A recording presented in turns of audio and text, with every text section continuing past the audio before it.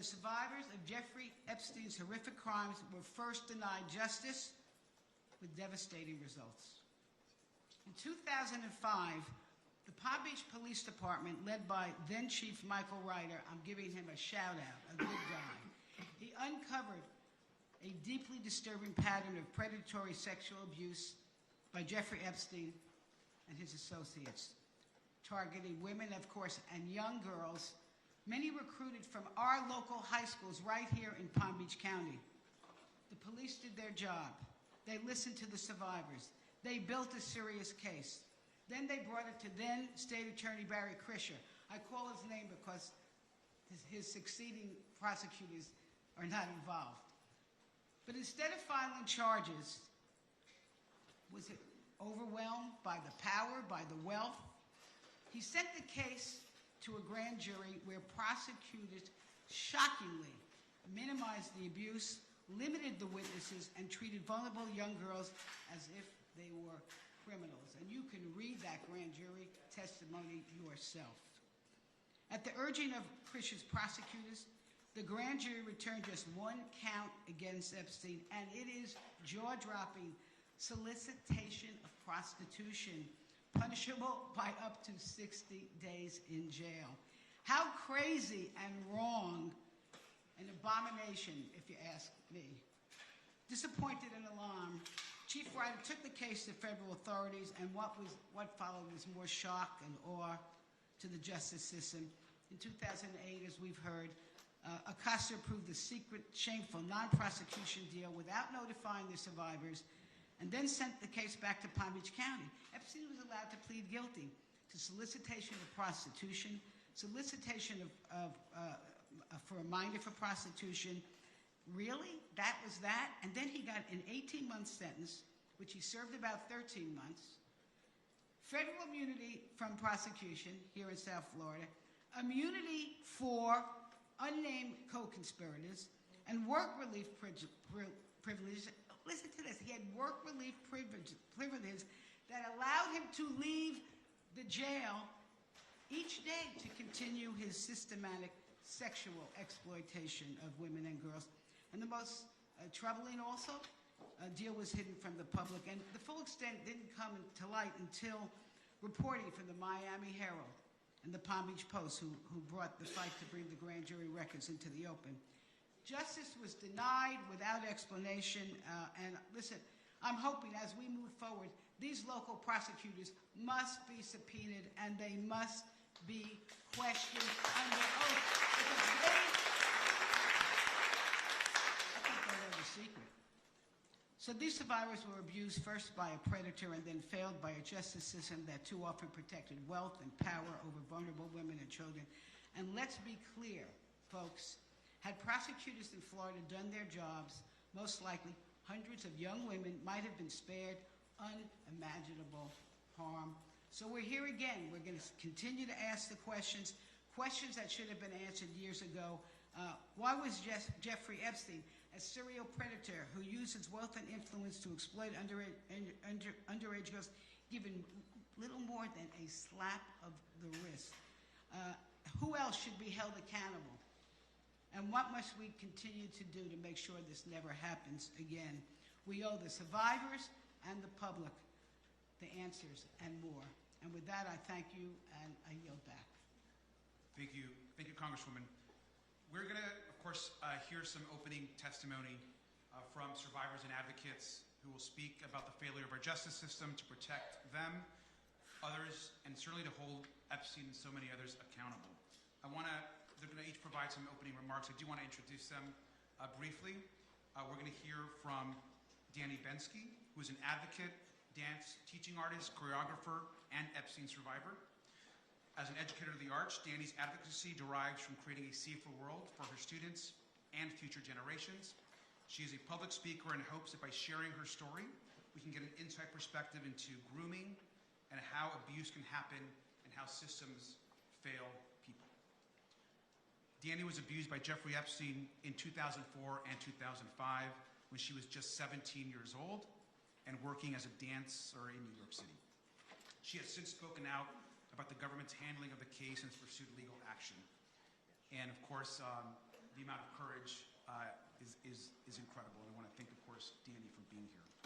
We'll also hear from Rosa. Rosa is testifying under her first name and under that name only, just for her own safety. She was recruited in Uzbekistan by a modeling agent, co-conspirator, and brought to the U.S. with promises of a career. She met Jeffrey Epstein in 2009 and was abused over several years. With her immigration status used to keep her from leaving, Rosa is a fighter, a coach, a wife, and a stepmother. And her courage, of course, is immense, and we want to thank Rosa for being here. We're going to hear from Courtney Wild, who was abused by Jeffrey Epstein in Palm Beach beginning at the age of 14. Courtney is a mom, advocate, and survivor. She later brought a lawsuit against the federal government over the non-prosecution agreement that allowed Epstein to avoid federal charges. And she will speak about its lasting impact on survivors. We're also going to hear from Jenna Jones, who was abused by Jeffrey Epstein in Florida when she was 14 years old. She has spoken publicly about her experience and about her disappointment with the failure to fully release information related to this case. She is a mom, a wife, and a founding survivor of Survivors, Inc. We're going to also hear from Spencer Kuvan, who is an attorney who represented some of the earliest survivors to come forward against Epstein, and he spent years advocating on behalf of victims.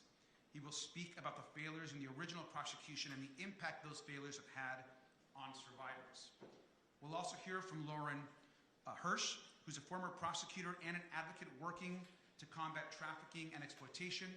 She will discuss the ongoing efforts by survivors and advocates to seek accountability and justice. We will also hear from Maria Farmer by video, who's the first person to report Jeffrey Epstein's abuse to authorities in 1996. She'll be providing video testimony. Finally, Sky and Amanda Roberts are here. We all, of course, know their incredible courage, and they'll be reading a brief statement as well. We will continue, of course, to honor Virginia's memory, her legacy, and her tireless fight for justice. I want to especially thank the witnesses for being here and for your enormous courage. You are doing, obviously, a service, not just to all of the women and girls that have suffered, but to every single American woman and American girl in this country who need to be believed and who need to know that when they report a horror against them, that the government is going to believe them and is going to stand up for them. And so thank you for your courage today. I now am going to hear a video that Maria Farmer wanted folks to hear about. And so we're going to go ahead and play that. So Ms. My Farmer, name is Maria Farmer. I am the whistleblower who reported Jeffrey Epstein, Ghislaine Maxwell, Les Wexner, and others to the FBI 30 years ago in 1996. Today, I apologize for my appearance. I was not well enough to attend this hearing in person and have recently been released from the hospital. That's the result of 30 years of fighting. For 3 decades, I've carried a weight that no survivor should ever have to bear.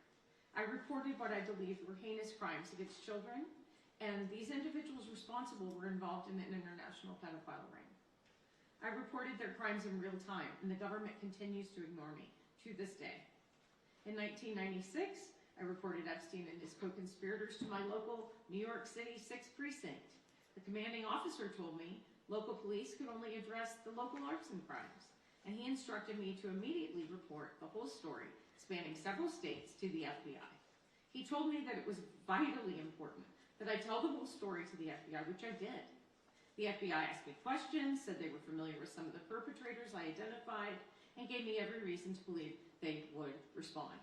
That failure, that single moment when law enforcement refused to take action, set off a cascade of injustice and grave repercussions to my sisters, my family, and so many others, and to me personally, including my health and well-being. The FBI's decades of failure and inaction led to countless more girls and young women suffering abuse and trauma that could have been prevented. Individuals like Virginia Giuffre, Anushka DeGiorgio, Shantae Davies, Marika Chartone, Danny Bensky, Jenna Lisa Jones, Ashley Rubray, and Jennifer Rose, among others. Each survivor represents a life changed forever, suffering that could have been spared if the FBI had done their job in 1996.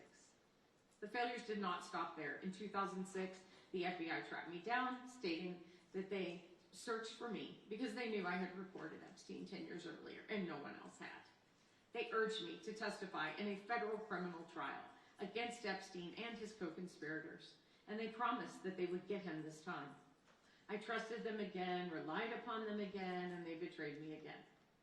Rather than following through with their promises, the government offered Epstein a sweetheart deal and shielded powerful individuals from accountability. And they persist in granting special treatment to certain people to this day. I have received death threats from Maxwell and her associates, including one instance where they threatened to burn my apartment down. And those threats have not stopped. I have been subjected to more than 3 decades of ongoing harassment, vicious challenges to my truthfulness, and real danger from internet instigators, trolls, and more. Meanwhile, my numerous efforts to obtain my 1996 report from the FBI have been rejected time and again. In 2023, I wrote a letter to the government asking for an investigation of the government's actions or inactions in response to my 1996 report. The Inspector General replied, saying they were busy with other things, would get back to me, and they never did. I sent multiple FOIA requests for my FBI report records. In January 2025, in response to my most recent request, the government said that they would get back to me in November of 2027, a delay of 3 years. I finally received a letter saying they looked at my complaint, took some kind of action, and the matter was addressed, but what they did was a secret. With no other choice, I filed an administrative claim against the government and then a lawsuit. Since then, virtually nothing has happened, and I'm left waiting and wondering what is next. With the passage of the Epstein Files Transparency Act, after years of efforts to get my records, an FD 71 form was released for the first time, confirming just a small part of my 1996 whistleblower report and vindicating some of what I had said for years. However, the full extent of what I told the FBI was not in that document, so the release of the Epstein files provides only partial relief for me. Where is the evidence I provided of my sexual assaults and that of my sister Annie? Why won't the FBI release my full report? The failures of those sworn to protect us have overwhelmed me. Doing my civic duty has cost me dearly. The stress of this trauma, the government hiding and refusing to turn over written confirmation of my 96 report, along with the ongoing harassment and death threats, have contributed to me developing serious health issues, including Hodgkin's lymphoma, a brain tumor, and recently Addison's disease. In the last month, I have spent 23 nights in hospitals, including multiple nights in the ICU. Along with my health, it has robbed me of my career. In 1996, I was fresh out of graduate school and living a life that I had always dreamed, creating and selling art in New York City. When I was assaulted, threatened, held captive, my career was halted, and the trajectory of my life was thrown off course. So many others had their dreams shattered by these crimes, and they could have been prevented. Individuals like Virginia Jeffrey, who is the backbone of this case and remains the inspiration behind this fight. She's the reason my sister and I came forward publicly so we could stand together. She faced also relentless attacks to her credibility online, yet she fought. While Virginia may no longer be physically beside us, she's been our shining star and guiding light and remains so today. The rest of humanity owes it to her legacy to continue this quest. We are still walking down the trail that Virginia blazed for us, so let me be direct about what we need. The federal government owes us explanations, accountability for injuries caused, and a promise of systemic change when crimes against children are reported. Accountability should start with the government's acknowledgement and responsibility for their repeated failures to act in response to my 1996 report. The government needs to take responsibility for endangering and injuring girls and young women. The government needs to start telling the truth, face my lawsuit, and be held to account to me and to all others who have been harmed. Had the FBI done their job, 30 years of child sex abuse and trauma could have been avoided. I want my full FBI file, including the 96 and 2006 reports, including my art. We also need the FBI and the Department of Justice to fully investigate every lead in this case. We need investigation and prosecution of everyone responsible, both men and women. This includes the officials who enabled the 2008 sweetheart deal, the other perpetrators and the many co-conspirators, and anyone who is currently shielding powerful individuals from justice. No more protection for the guilty. There must be no pardoning or commuting the sentence of Maxwell, who sexually abused me, my minor sister, hurt so many girls and other young women, and personally threatened to kill me, has shown no remorse, and has demonstrated no basis on which to believe she would ever be truthful. As the Epstein case whistleblower, I have waited 3 decades for justice. It's a miracle I'm still fighting, especially considering what the stress of 3 decades of this case has done to my health and well-being. I will keep fighting for justice and transparency, for a better, safer future for the next generation. Thank you. Well, thank you. And obviously, I know we don't often get to hear from Ms. Farmer, and we're just very grateful that she chose to address, obviously, us and the country. I also want to thank her sister, Annie Farmer, who has been an incredible advocate, a survivor, of course, herself, and has really worked to share her sister's story and her own story whenever possible. We're going to hear some opening remarks also from Sky and Amanda Roberts, and so I would ask them to join us here at the podium, and I want to thank them also for their courage and for being here.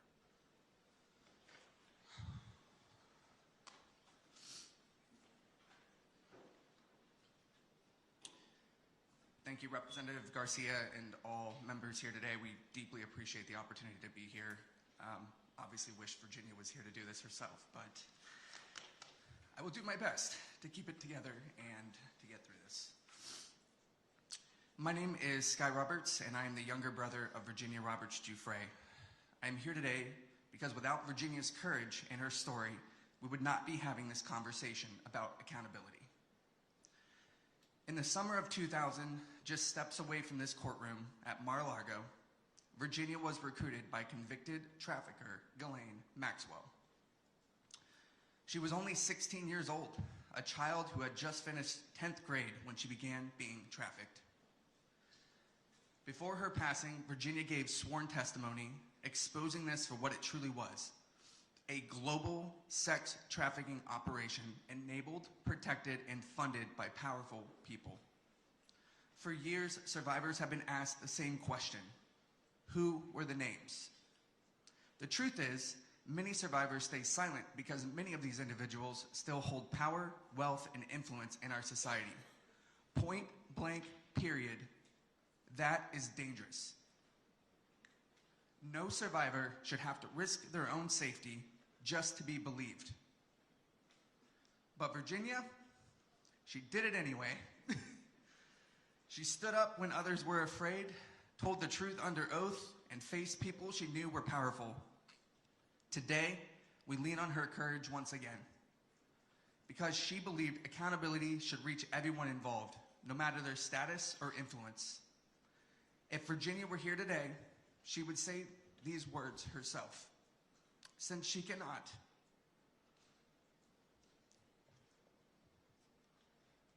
I will say them for her as her little brother. And with that, I'd like to share Virginia's own words from her sworn deposition dated May 3rd, 2016.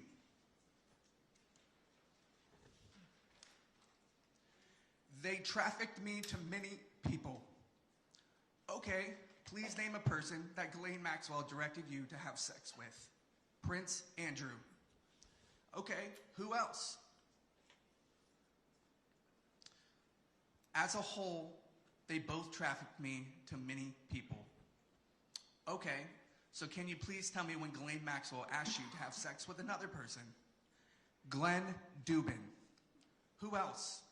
Well, redacted is another one. Ghislaine Maxwell asked you to have sex with redacted, and Glenn Dubin and Steve Kaufman were, like I said, the first people I was sent to after my training. And where does Alan Dershowitz fit into this group of people? Same. I can't tell you piece by piece by piece who. I know Glenn Dubin was first. Okay. And I know Stephen Kaufman was one of the first that I was sent to. Alan Dershowitz could have been between there. Between Glenn and Stephen. This is only a small sample of the thousands of stories that still remain untold. But the question today is no longer whether names exist. The question is, what will Congress and the Department of Justice do about it? Even if only a handful of names are publicly known, will there finally be investigations and accountability? With that, I'd like to turn it over to my wife, Amanda Roberts.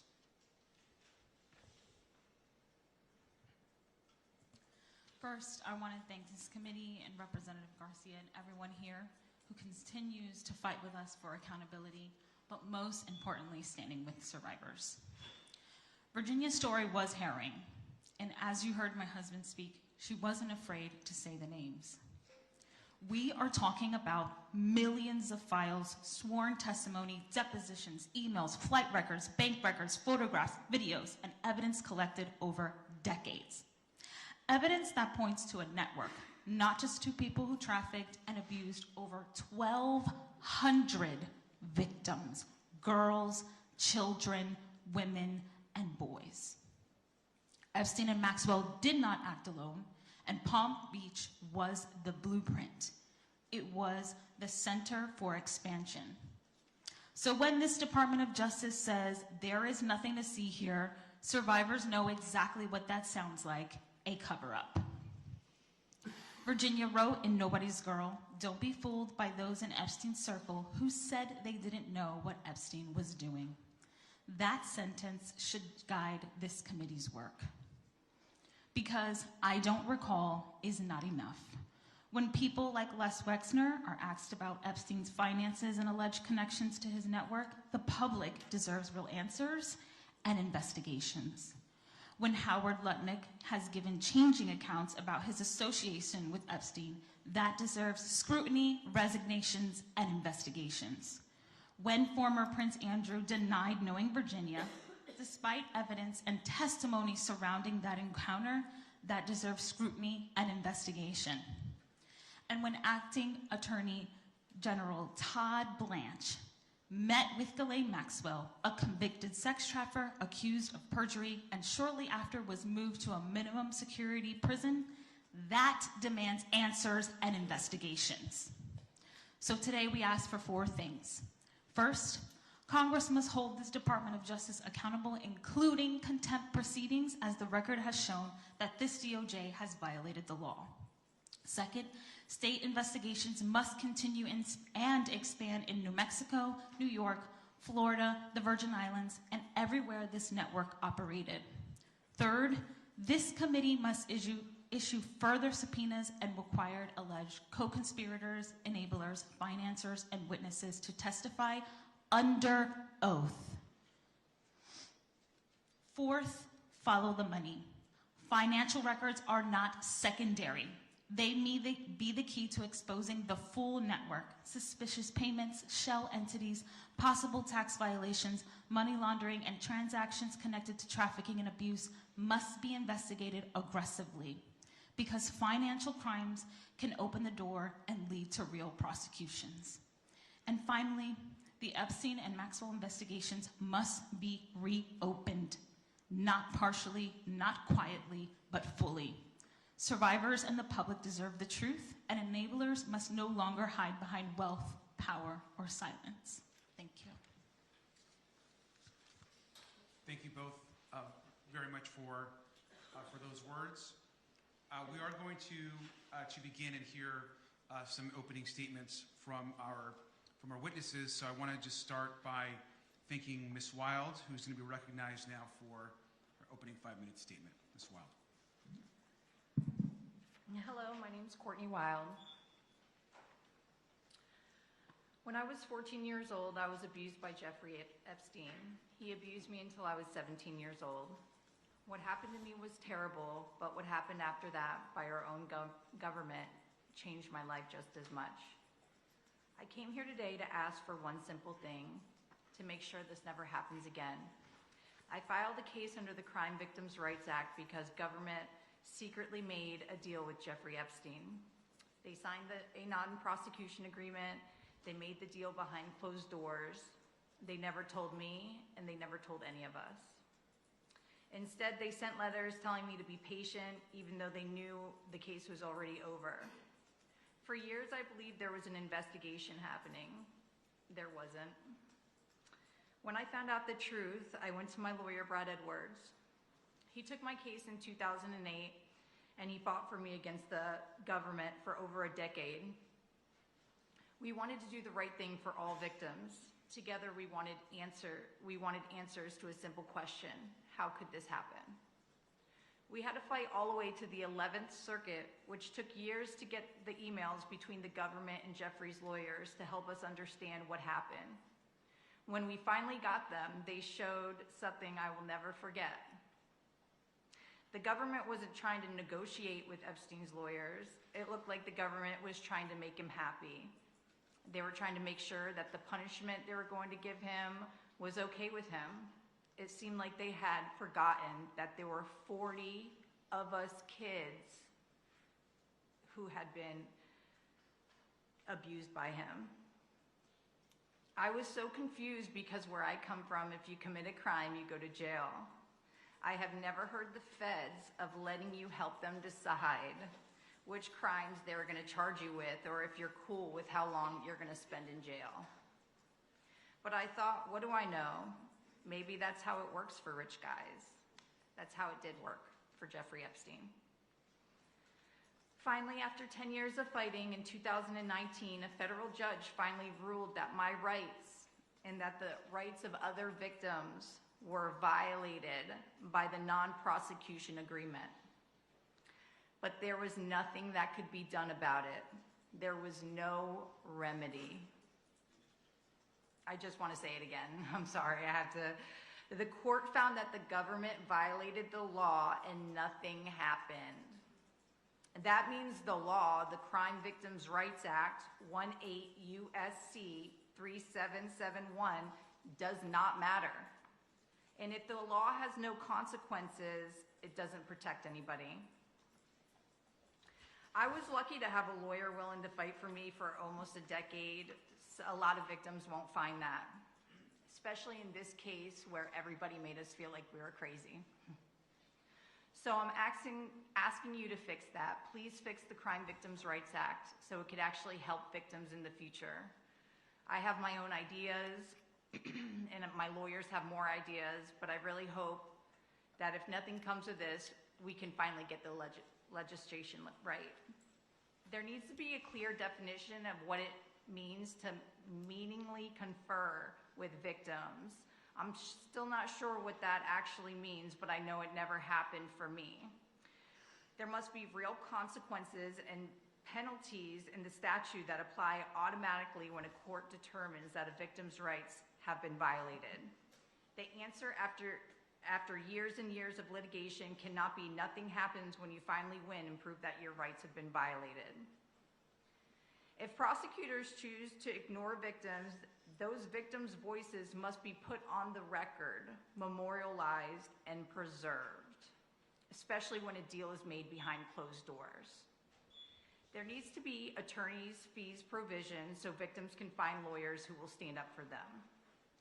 If those changes had existed back then, maybe what had happened to me and so many others would have not happened. My case against the government for violating the rights of at least 40 of us Palm Beach kids was happening from 2008 to 2019. Do you know how many other girls Jeffrey abused in that time period? I bet the FBI knows. But the point is that Epstein continued to abuse other girls in New York, New Mexico, around the world, and even still here in Florida, well, after he was released in 2009, and everybody knew it. There were lawsuits. There were so many new articles. He was a registered sex offender, and still nothing was done by the government. Not until 2019 when he was finally arrested. None of those girls should have ever been abused. Jeffrey Epstein should have been in jail. If he had been in jail like any other man who did the same thing as him, he would have been, and there wouldn't have been a single victim after 2009. But he wasn't, and he did. He abused so many girls after 2009 at the same exact time that I was asking the government why he got the deal and why they violated my rights. That is the real injustice here. That is the real thing we need to prevent from ever happening again in this country.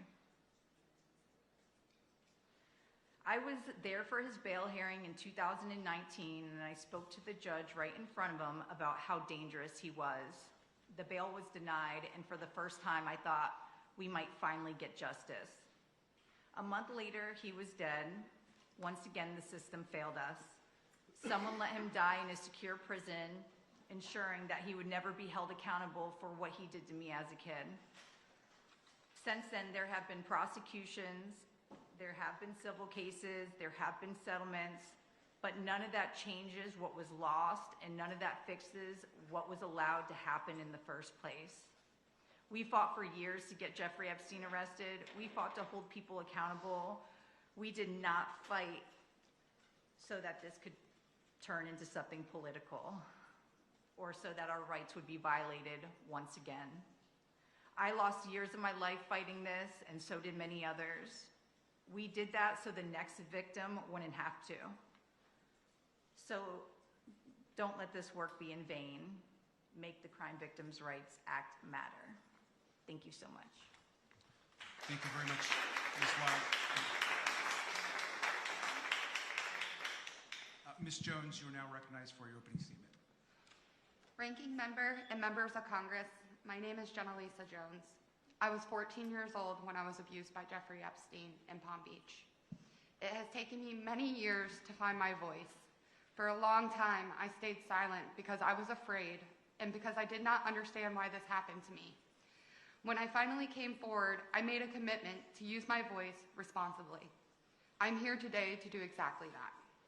Last September, I went to Washington, D.C. along the other survivors with a simple request: transparency and accountability. We asked you to help us understand how Jeffrey Epstein was given a non-prosecution agreement, even though the government had evidence that he had sexually abused dozens of children, including me.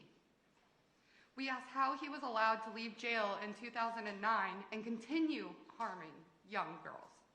We asked for answers that would hold our government accountable for its actions. We still do not have those answers. Instead, what we received caused harm all over again, including too many of our survivor sisters who had never come forward before and who never wanted their names or abuse to become public. The Department of Justice released documents that exposed our names, our social security numbers, and deeply personal information. Survivors' identities were made public.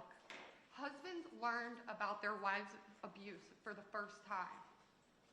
Children learned about the abuse of their mothers from reporters, from strangers on the internet, and in some cases, from other kids at school. Some survivors learned that friends had also been abused only because they saw their names in those documents. Others saw the most intimate details of their own trauma publicly exposed. Our privacy was violated. The government promised us over and over again that our information would be protected and properly redacted. Those promises were broken again. We came to you seeking answers for why our rights were violated in 2007. And in the process of asking for those answers, our rights were violated again. I want to believe that each of you in this room is listening because you truly care, not just about us, but about every child in this country who survived sexual abuse. If Congress and the Department of Justice truly want to do right by the survivors, the path forward is not complicated. Acknowledge the failures.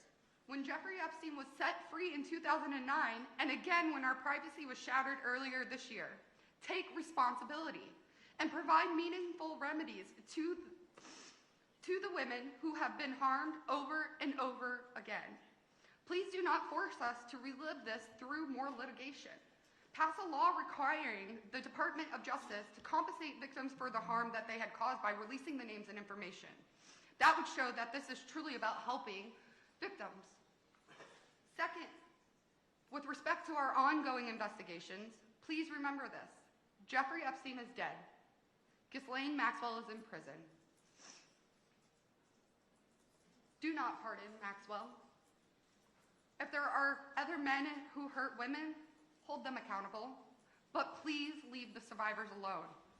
If you subpoenaed someone to testify before your committees and she tells you she is a victim, listen to her. Believe her. Respect her trauma. Jeffrey tried to paint his victims as bad guys to avoid responsibility for himself. Please learn and understand that. Sharing our stories should be a choice. The choice I was able to make today. It should never be something survivors are forced to do. The girls who were groomed by Ghislaine Maxwell and abused by Jeffrey Epstein should not be treated like criminals. Please learn the stories of the women who have been harmed before you force them to testify in a room full of strangers about the worst moments of their lives. Jeffrey Epstein destroyed so many of our lives, and Ghislaine Maxwell helped him do it. Do not blame their survivors for the crimes of the abusers. That is not how the story should end. Find a way to bring closure to the story of Jeffrey Epstein, to allow survivors and this country to finally begin to move forward so that one day, and I pray soon, Jeffrey Epstein's name is no longer something we are forced to hear every single day. And my last point, I'm not here today only to talk about the past. I am here for the children who are sitting in the classroom today, children who may be vulnerable, confused, and unsure of what is happening to them. When I was a teenager, I did not have the language to understand what was happening to me. I did not know who to tell. I did not know where to go. Many of us didn't. We were young and we were manipulated. We were left without the tools or the support we needed. That is something Congress can change. Every middle school and high school student in this country should receive education on the signs of sexual abuse and exploitation.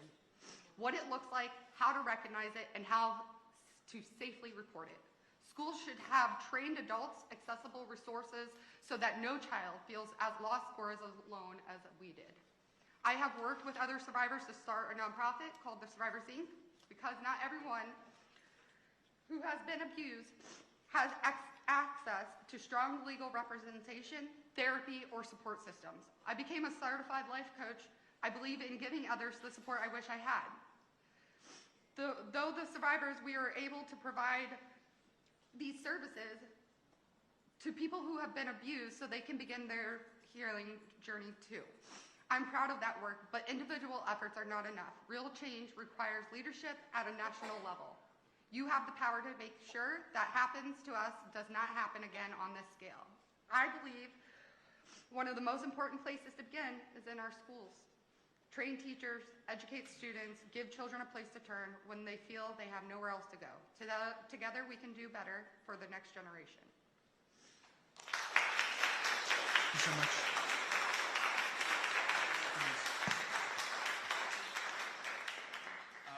Ms. Bensky, you are now recognized for your opening statement. Thank you. Thank you. Hello, my name is Danny Bensky.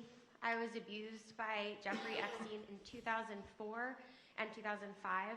That was 8 years after Maria Farmer first reported Jeffrey to the FBI. Although discussing my abuse is far from easy, I live with diagnosed PTSD from that experience. My story is actually one of the safest stories to tell. The key abuser who caused me physical harm is dead. It's imperative to understand that the stories you are hearing today are a tiny fraction of the whole. I am one of more than 1,200 girls and women.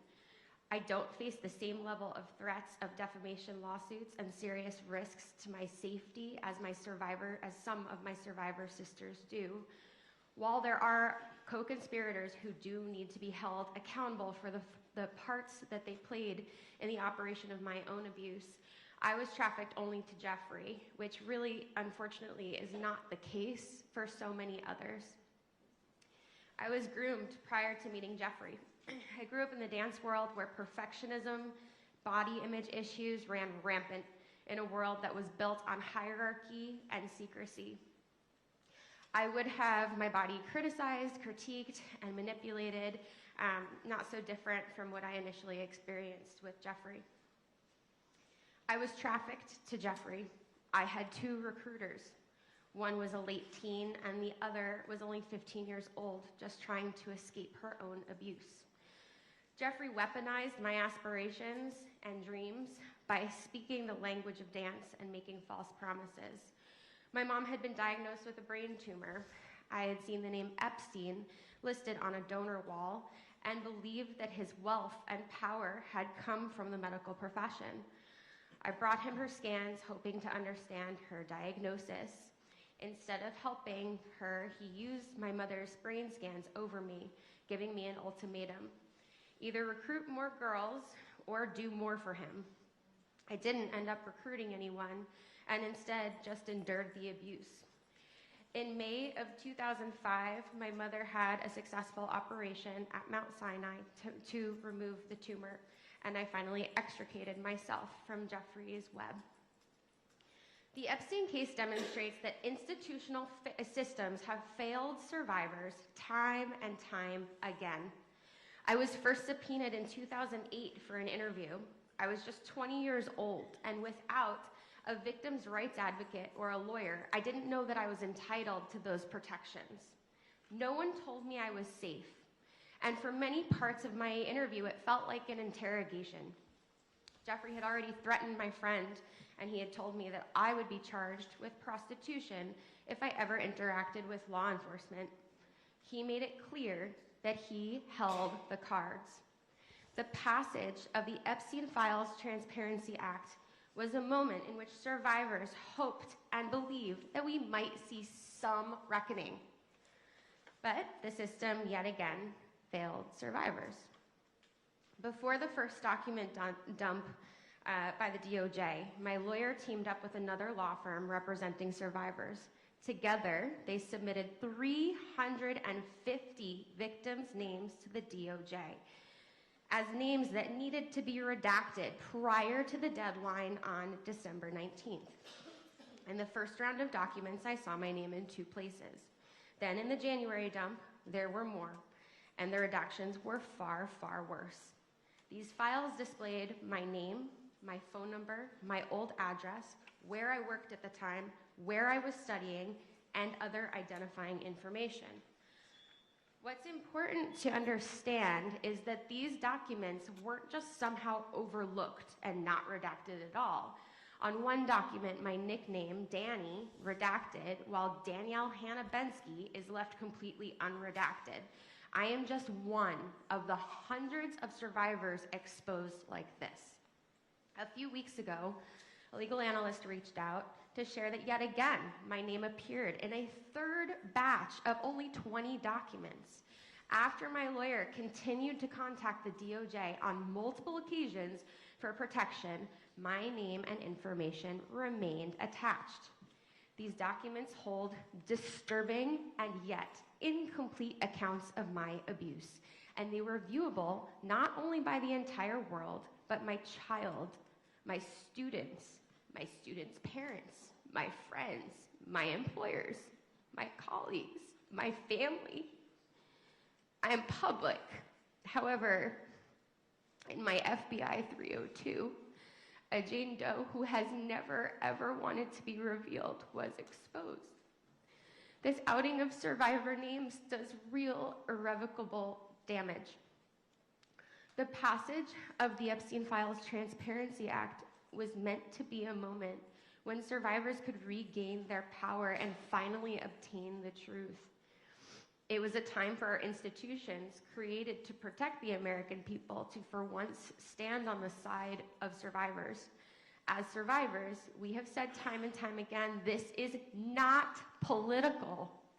This requires coming together and prioritizing coming together, not political showmanship. I'm always asked, what does accountability look like? Accountability means removing perpetrators from power, seeing arrests be made, and legislators pass laws like protecting victims' rights, like Virginia's law, which would remove the statute of limitations for victims' civil claims against their abusers. Our entrenched systemic failures have allowed powerful people like Jeffrey to thrive. When institutions prioritize protecting the powerful and their enablers over protecting victims, abuse becomes normalized. If we continue down this path, the question isn't whether abuse will happen again, but who will be the next Jeffrey Epstein. This moment is critical. It is time to reform our system to protect our survivors, not the perpetrators, and to ensure the truth can come to light. Thank you. Thank you so much.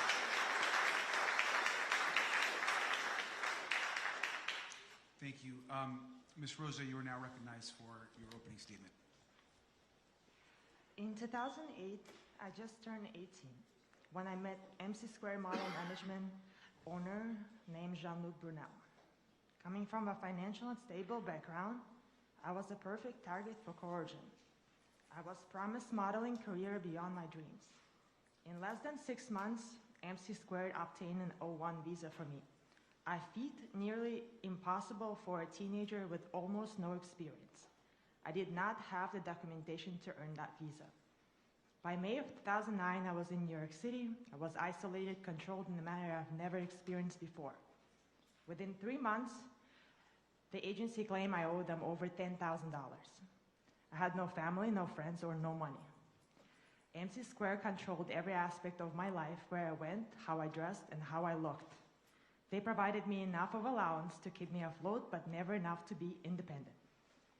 Less than a month after I arrived to the United States, my agency sent me to a home of a registered sex offender. I was introduced to his girlfriend under the disguise that she was a photographer who helped me build my portfolio. Now I know that Jeffrey Epstein was supposed to be in jail cell in June of 2008. I met him at his house right here in West Palm Beach. He was not in a jail. Jean-Luc Brunel brought me to West Palm Beach to have dinner with Epstein in July. Epstein used the names of powerful politicians to demonstrate his influence. He told me he's an investor of the very agency that promised me a career. He also spoke of his arrest, that it was a game, bragging about girls visiting his cell, and his friendships with authorities. Jeffrey offered me a position at the Florida Science Foundation to handle phone calls to help me with my financial troubles. One day, his masseuse called me into his room where I was molested for the first time by Jeffrey. For the following 3 years, I was subject to ongoing rape. Jeffrey Epstein was under house arrest for the molestation of underage girls at the exact time he was abusing me. Seeing that the fact that he could commit those acts made justice feel impossible to me, and it took my ability to seek for help.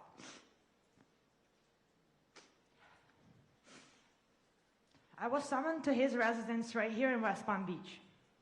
My agency relocated me to Miami to keep me closer, and only after he was released from the house arrest, I was allowed to go back to New York City, where my nightmares continued. Those years of abuse turned into a decade of fear that I still carry today. I eventually found the courage to reach out for help. I stepped forward along other survivors, hoping those who allow this to happen will be held accountable. I kept my identity protected as Jane Doe. I woke up one day with my name mentioned over 500 times.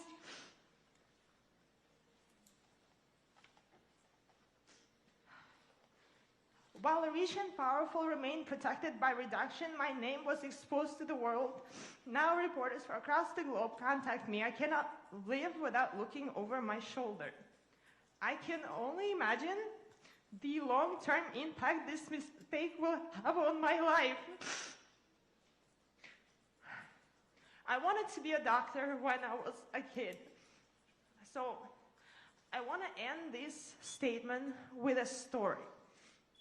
In 1800, the doctor named Ignaz Semmelweis discovered something life-saving. He realized that the doctors who were performing autopsies and then immediately delivering babies without washing their hands were carrying cadaverous particles, causing women die in agony. He had evidence, he had solution. He begged the medical establishment to wash their hands to save lives. But the doctors were offended.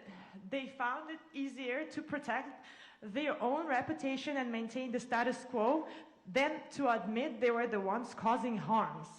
They chose their pride over the life of women, and Dr. Semmelweis was ignored, ridiculed, and eventually cast out.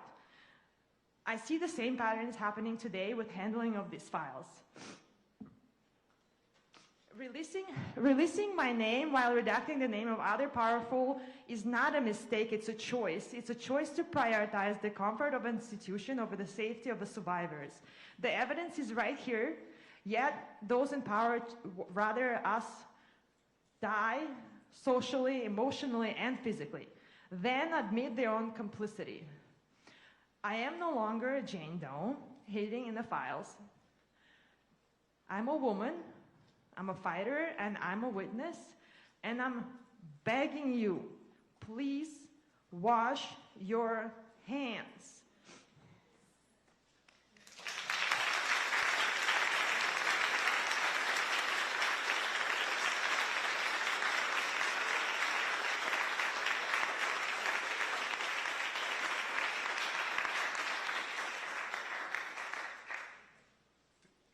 Thank you, Ms. Rosa. Obviously, I think one of the true horrors of this investigation has been the way so many survivors continue to be traumatized, and I think this is one just really horrific example of how, even through the Transparency Act, so much horror and re-traumatization continues to happen. So thank you for the testimony. Mr. Coogan, I'm going to recognize you for your opening statement. Thank you.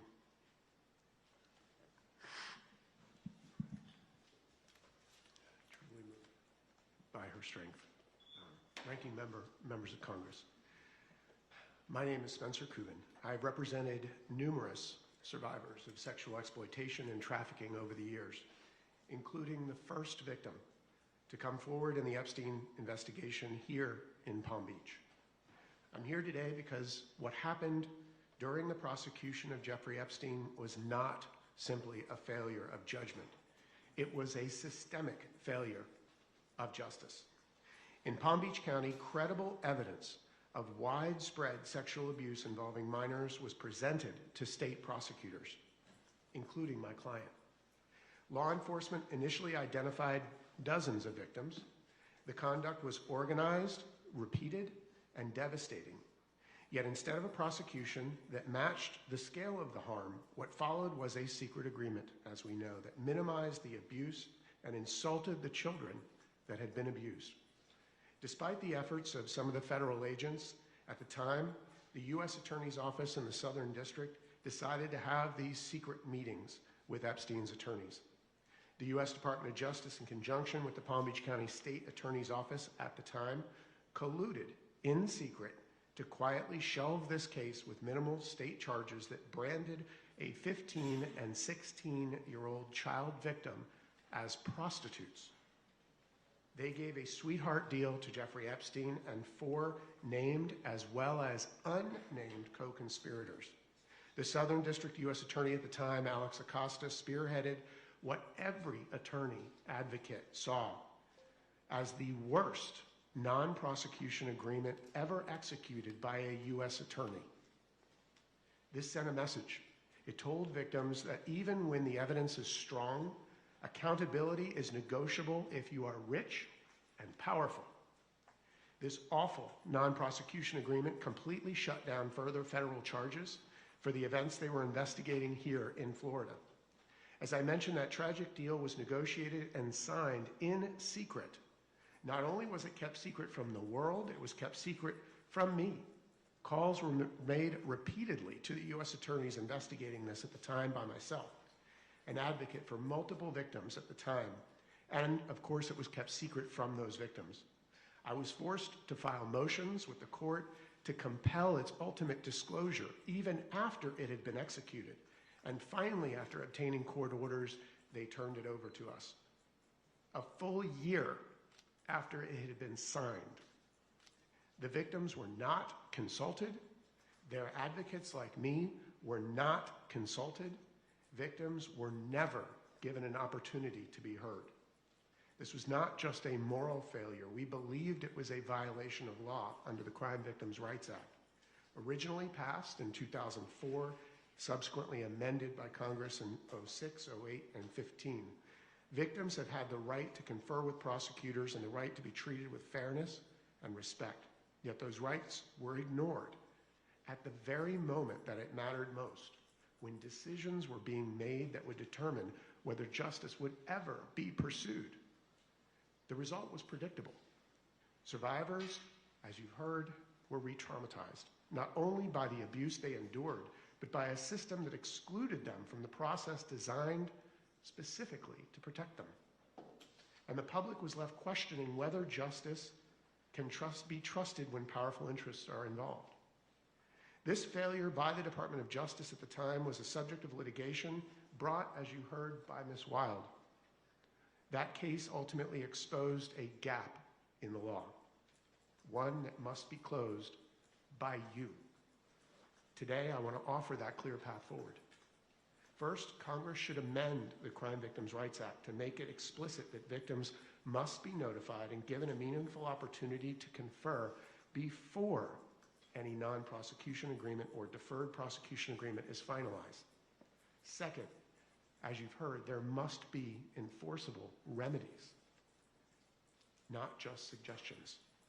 Victims should have standing to challenge agreements reached in violation of the Act, and courts must have the authority to review and, where appropriate, void those agreements.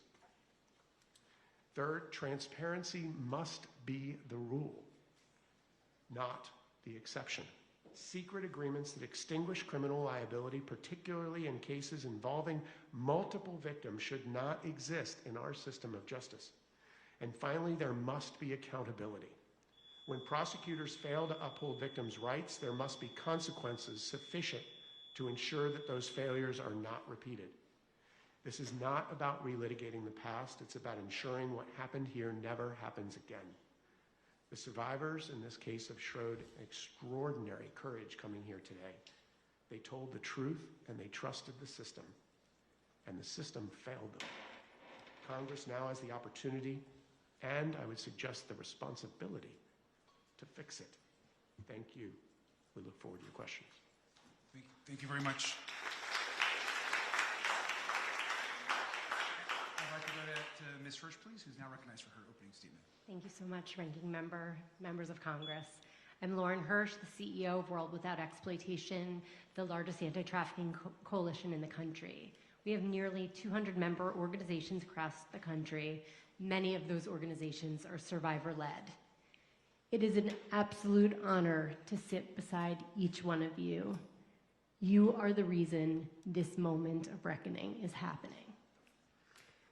What we have witnessed in the handling of the Epstein case is not simply a bureaucratic misstep. It is a deeply horrific failure to protect the very people the system is meant to serve. Survivors have repeatedly been promised dignity, confidentiality, and care. And instead, we have seen a systemic breakdown in their protection at nearly every step of the way.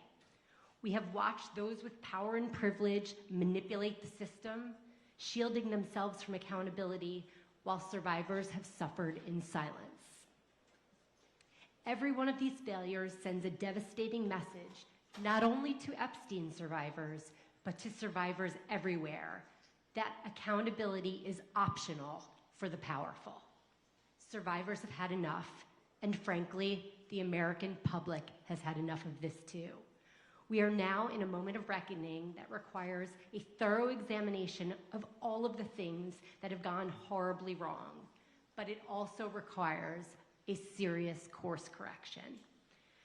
Survivors have been repeatedly harmed, first by Epstein and his associates, and then by law enforcement who refused to bring adequate cases, who didn't notify victims when secret sweetheart deals were made, who allowed abuse to continue even after pleas were entered in, and then they were again abused by the DOJ.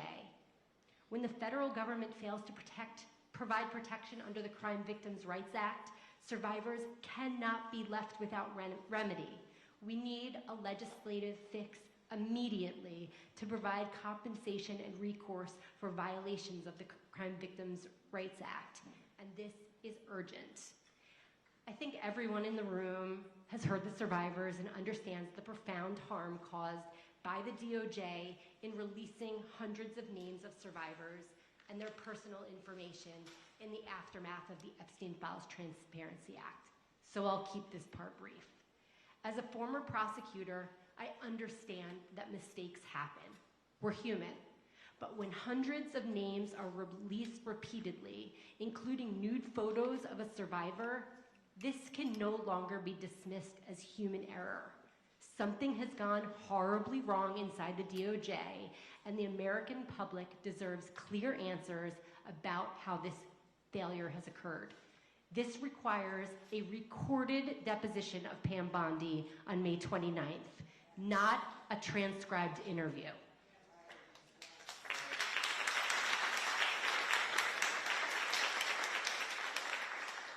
Survivors also deserve meaningful legislative recourse, including a private right of action, so that they can be compensated for the exposure of their private information to the public. Accountability cannot end with an examination of process failures or even legislative fixes.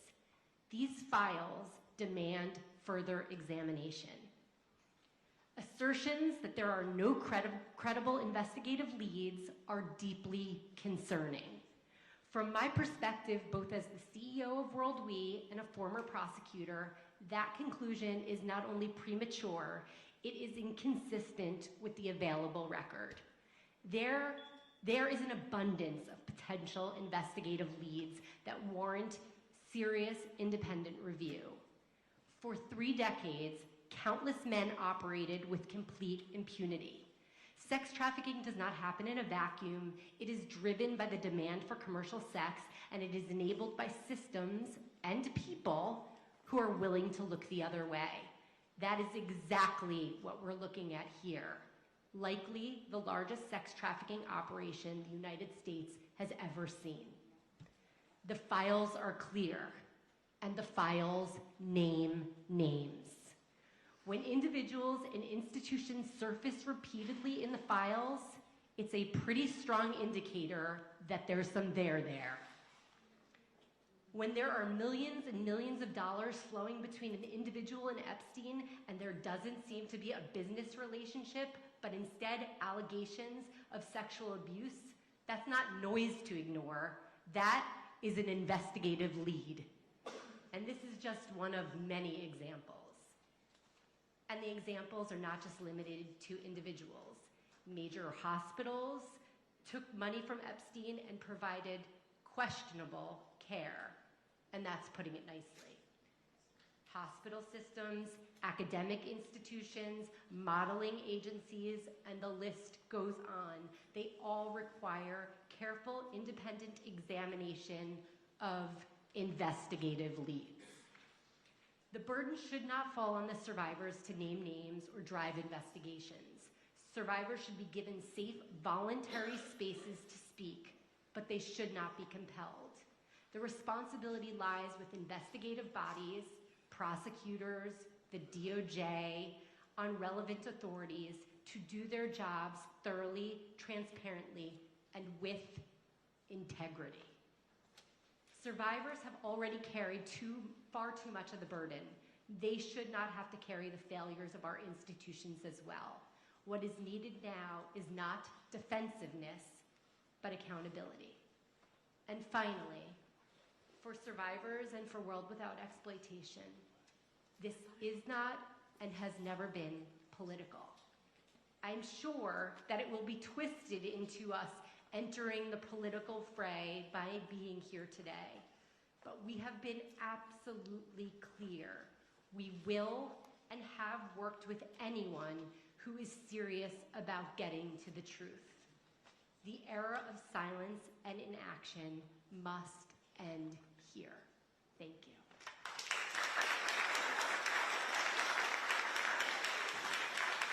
Thank you.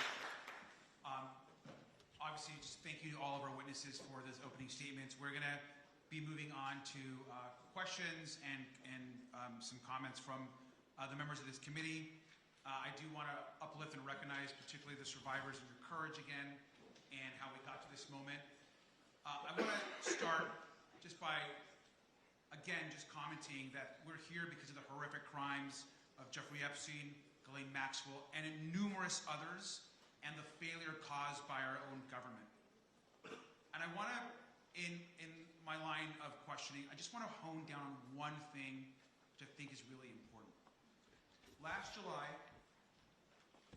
the administration's FBI and DOJ released a 2-page document saying, and I quote, "We did not uncover evidence that could predicate an investigation against uncharged third parties."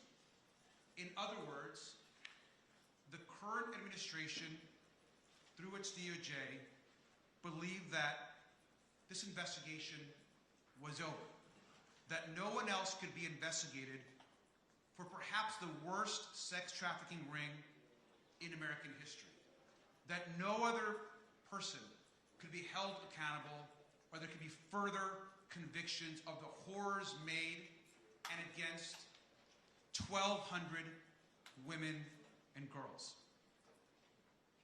Now we here and some of our colleagues on the Republican side of the aisle have worked together to file motions, to file laws, and to push this investigation forward.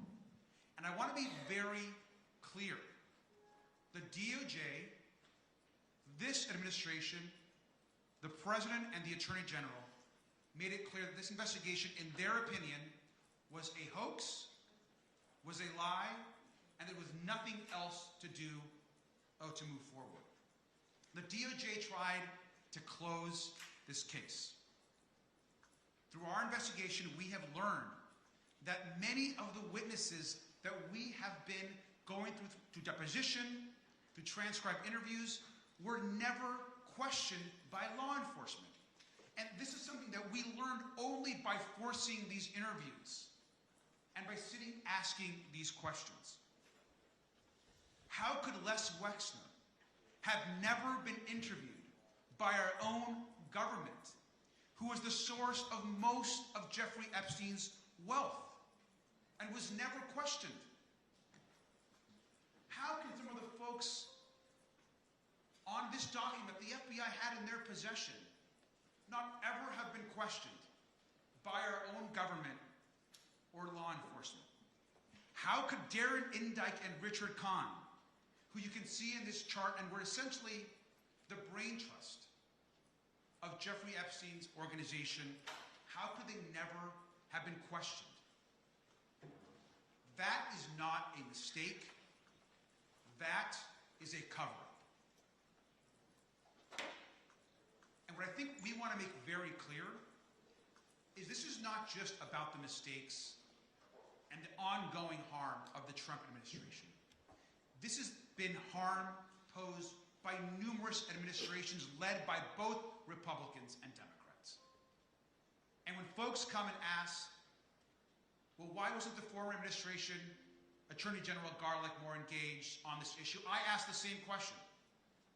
Why wasn't Merrick Garland more engaged and focused on prosecutions and more focused on getting out the truth? This is not just about partisan politics. This is a continued pattern of abuse and not seeking justice. But we're here now, at this moment in this Congress, with this administration, and this cover-up must end. I want to briefly ask the survivors, if you believe that this investigation should continue, if your government should continue this investigation. Ms. Bensky. Yes. Rosa. Absolutely, yes. Ms. Wild. Yes. Ms. Jones. Yes. Thank you. And we agree. It's unacceptable that folks have been not questioned, that there haven't been criminal prosecutions, and that our own former Attorney General continues to be engaged in this cover-up. They want to end this investigation. But what we are saying today is we need to come together with our bipartisan allies on the other side, and especially some Republican women who have stood and continue to push for truth and justice. We welcome their support in this investigation. At a hearing back in March, former Attorney General Bondi told one of my colleagues, quote, "I'm stunned that you want to continue talking about Epstein." That was her quote. Ms. Bensky, you were there. So was Sky Roberts on behalf of Virginia. Attorney General Bondi didn't spend 1 minute talking to you, but instead wanted to end the Epstein investigation. Today we're here to tell the former Attorney General that we are demanding that she come in for her date with the subpoena, that she testify under oath, and that it's videotaped and released to the American public, and the survivors deserve nothing less.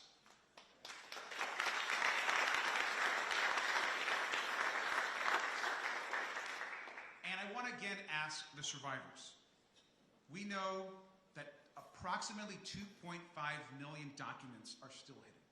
And we also understand that anything that's released in the future needs to be redacted with care and properly. Do you all support this Congress in the continued release of the files if redactions are done properly and with care?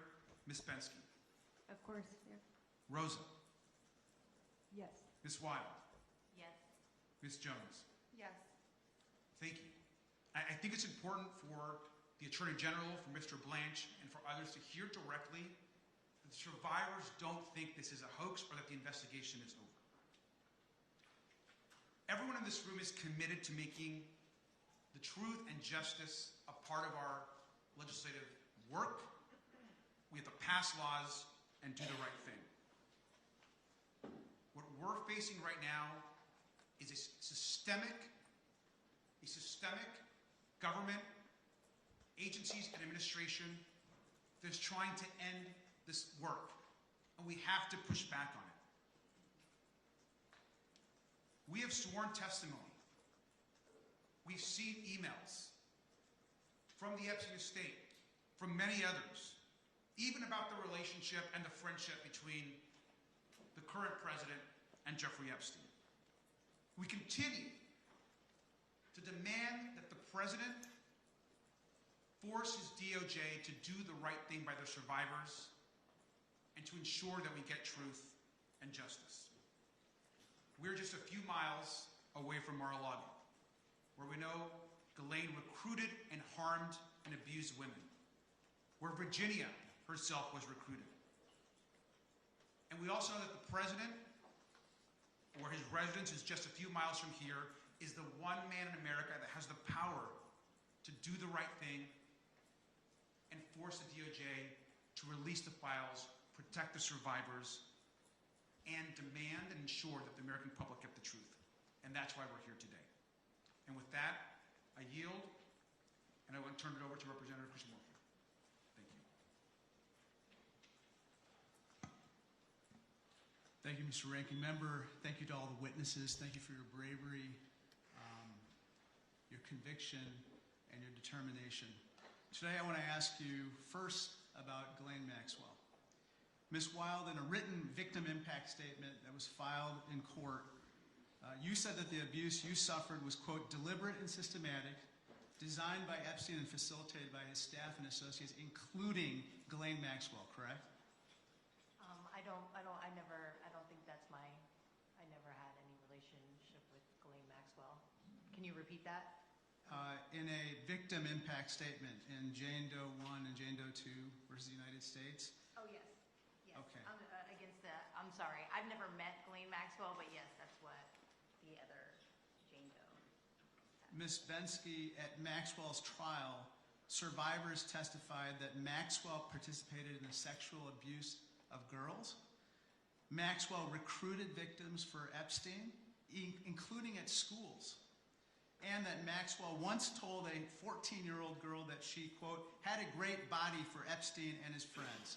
Isn't that what was testified to? Yeah, my experience was not with Maxwell, but I am sure that that is true. Ms. Jones, after Maxwell was found guilty of unconscionable acts, Politico reported that Maxwell's lawyer, this guy right here, said that there's a good chance and for good reason that Maxwell would get a pardon. You have publicly stated that, quote, clemency would be a slap in the face to all survivors, right? I agree with that wholeheartedly. I think everyone on this panel agrees, probably. Maxwell hasn't shown any guilt, hasn't shown any remorse, hasn't shown any ounce of accountability for what she did. I've introduced a House resolution condemning clemency for Maxwell. I hope everyone here will join me because we have to do everything in our power to block a pardon for Ghislaine Maxwell.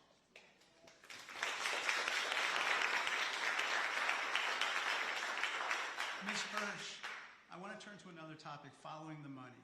You're aware of Epstein-related financial records called suspicious activity reports, SARS reports, that have not been produced, correct? Yes.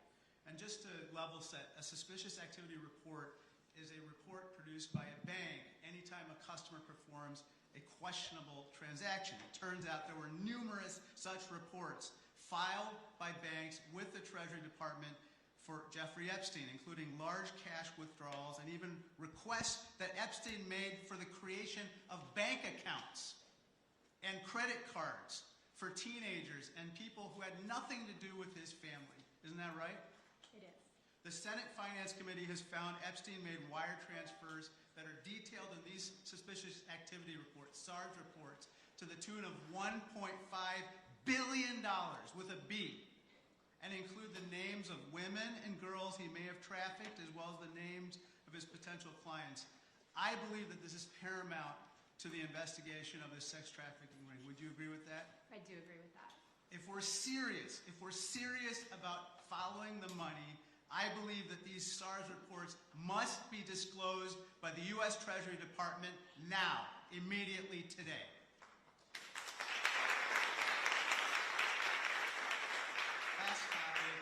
Last topic, Ms. Hirsch. Can you give me this?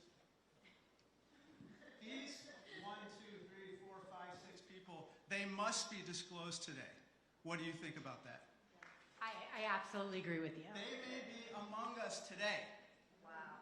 Perpetrating a continuation of a sex trafficking ring. Now, Mr. Coven, DOJ has not released all of the raw interviews and transcripts from the more than 40 victims of the DOJ's that were investigated in the DOJ's 2008 investigation, right? Correct. And DOJ has not released all of the video footage collected at Epstein's properties, correct? Absolutely. Not only that, I've actually walked through the home of Jeffrey Epstein after the incidents occurred and saw where the video cameras were located and no longer existed. Epstein tried to maintain his power over those he abused by taking away their chance at justice. We cannot let that happen.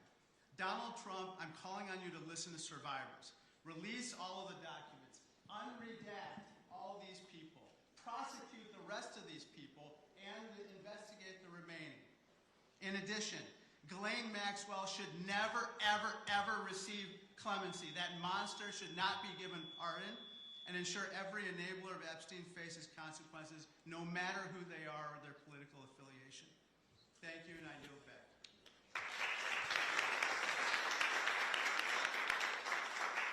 Thank you. Now we'll have Representative Stansbury. Right. Well, good morning, everyone. And I just want to start out by acknowledging our survivors who are here with us, and to those of you who spoke. People tell you all the time that you're brave, and you are, but I know that it comes at great cost to yourself, great cost to your families.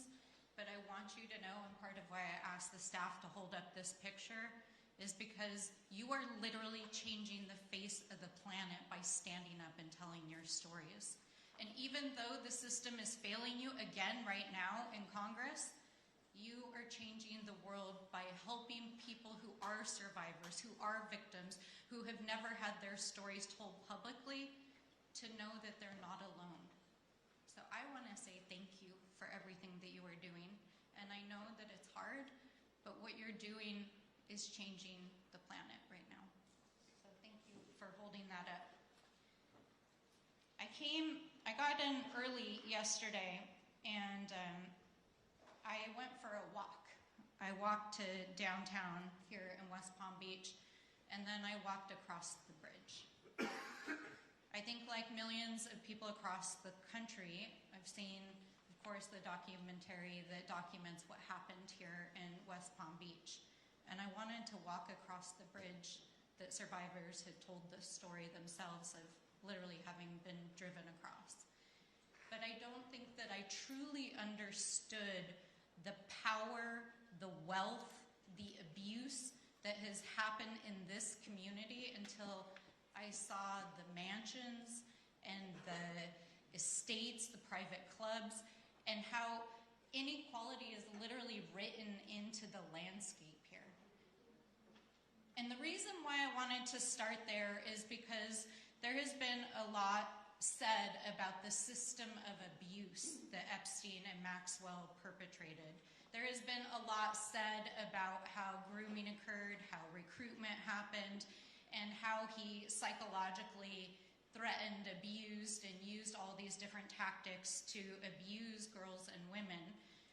But I want to make one thing clear here today, and I want to ask some questions about this, is we talk about the system failing. The system didn't fail. The system was designed to protect the wealthy. The system was rigged from the beginning when those mansions were built. The system was built on inequality. The system was built on exploiting people. It's written into the landscape here in West Palm Beach. It's written into the landscape in New Mexico, where Jeffrey Epstein went to Santa Fe with his rich friends and recruited girls that he exploited and then trafficked to other rich friends that he flew to New Mexico. This wasn't failure, this was a system. It was a system of exploitation, it was a system of abuse, and it was a system of power. And that's one of the things that I want to really dive into here with my short time today.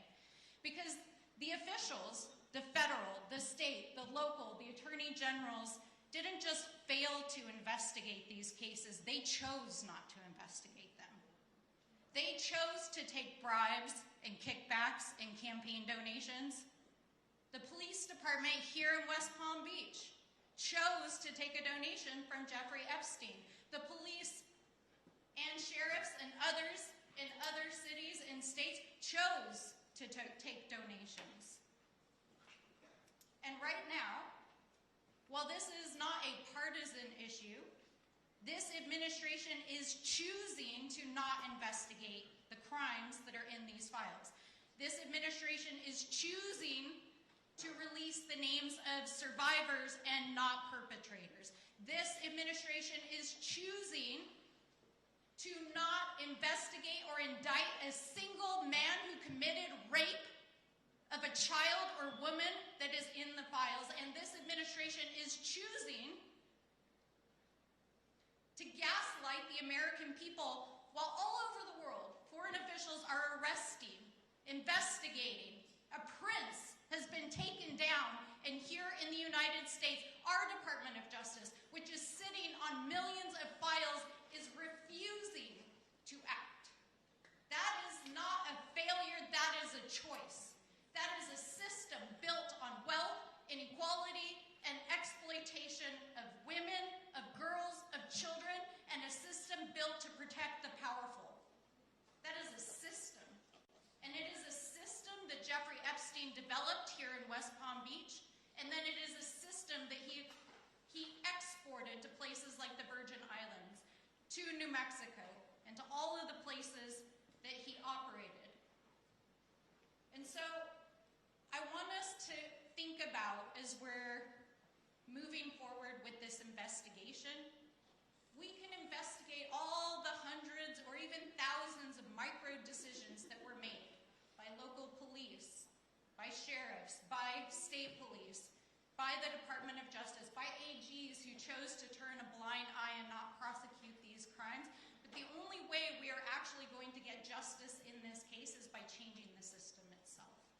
And that's exactly what you guys are doing. And it's powerful.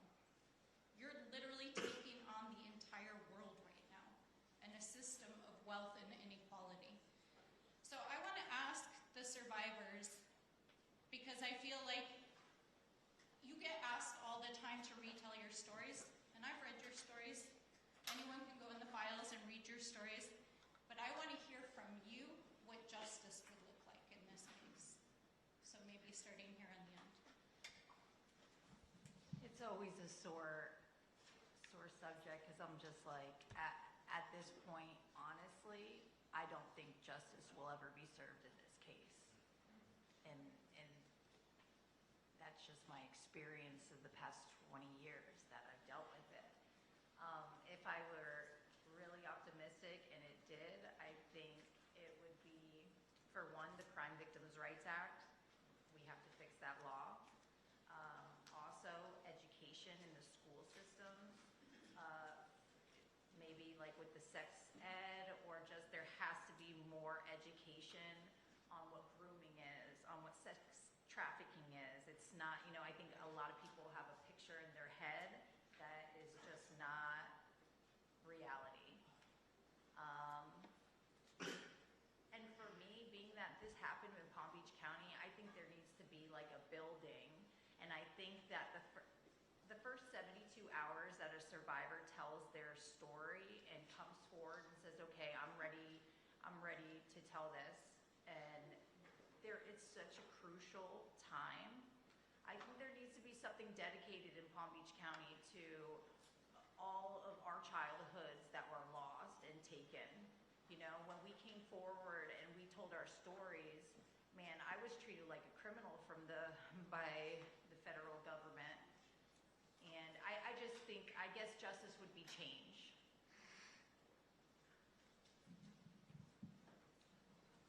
I don't know what justice looks like anymore. I'm just blown away that this is our government that is handling this. But justice would be, like Courtney said, accountability. These people that did wrong should be held accountable for what they did to us. Of course, we know that. But do I think that is going to truly happen? Probably not. Look at how this has gone on. But education is so very important. Our kids are listening. They're watching this. They're hearing. And for the first time, for a lot of children, this is the first time they are even hearing about something like this. And so education is important. If we can't take these bad guys off the streets, let's teach our kids how to protect themselves in this. And so, but I hope the government gets it together. Maybe get some justice. I think justice starts with passing Virginia's law. I think that's a really great place to start, because justice shouldn't have a time limit, right? I know at almost 40, like I'm about to turn 40 this year, and I'm just able to look at my abuse I'm just able to sit and write it and read it. And so I think there are a lot of survivors who have never come forward. So that would be a start, passing Virginia's law, changing the statute of limitations. There's a culture shift that really needs to happen, where the blame needs to be placed on the perpetrator and not on the victim. Similar to Courtney's experience, my experience with law enforcement, I was so terrified, and I did feel like I was being interrogated the entire time that I was there. I thought that I was going to go to jail that day. I was like, my life is over. It didn't really make me want to talk to anybody, but the FBI came back to my home in 2019. Anyway, I'll just say it was a very threatening feeling. So having an advocate in those spaces would also be really important. But yeah, just elevating survivor rights and making sure that we start with that baseline of Virginia's law. So I come from a different country, and I have a job. And if you come to me and you ask me, what should I do, and ask a question about my job, I'll give you an answer. I appreciate you asking that question, but I don't know. That's your job. You guys have to figure out how to make justice, not me. And you can't give me justice. Like, when I came to this country, I thought something is going to be different. And I am shocked that this is happening here in the United States. You keep on saying this is the worst case in the United States, but it's not. It's the worst case in the world. This never happened to me in other places, and I traveled as a model all over the world. This didn't happen to me there, it happened to me here. You need to figure it out, and I hope you do. And I hope this never happens again to anybody. Keep it in the history books. Don't stop fighting. Don't let it go away. I wish one day we all can sit there and never hear the name, but I also hope that we will forever, so this never happens again. Good luck.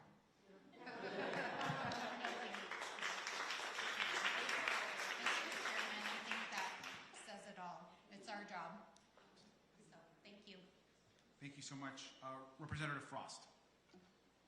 Thank you so much. I want to talk about something very specific. As we know, Jeffrey Epstein trafficked and abused women and girls, not just in Florida and New York, but internationally, across the globe. This case shines a light on the truth of sex trafficking, and it informs us as members of Congress of the changes and the reforms we need to pursue in many different areas that sometimes seem different but are all connected. I want to first thank you all for coming here today, especially the survivors, and sharing your stories. In many instances, we have seen that traffickers and sexual predators control employment opportunities for the people that they abuse. This happens everywhere, from working communities to the wealthiest and the most powerful pockets of society.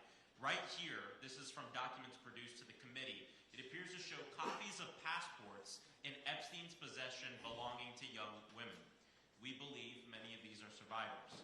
Epstein's network is bigger than what many people understand. It's stretched across the entire globe.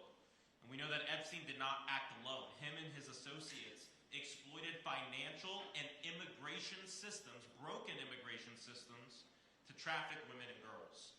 Epstein helped women enroll in English language schools, facilitated their admission into American universities to help them get visas, and helped them secure jobs, all as a premise for getting the women into the United States. We questioned Epstein's lawyer about this and his accountant about the sham marriages which they helped arrange for immigration purposes. And many of these women, sadly, became survivors of Epstein's abuse. Rosa, thank you so much for your very powerful testimony.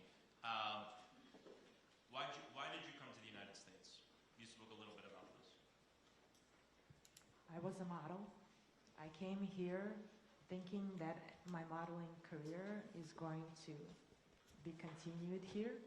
I traveled before United States, and I was very successful. When I was able to escape the ring of Jeffrey Epstein, I was a successful model afterwards, but only after. During it, I couldn't. So you came for opportunity? Yes.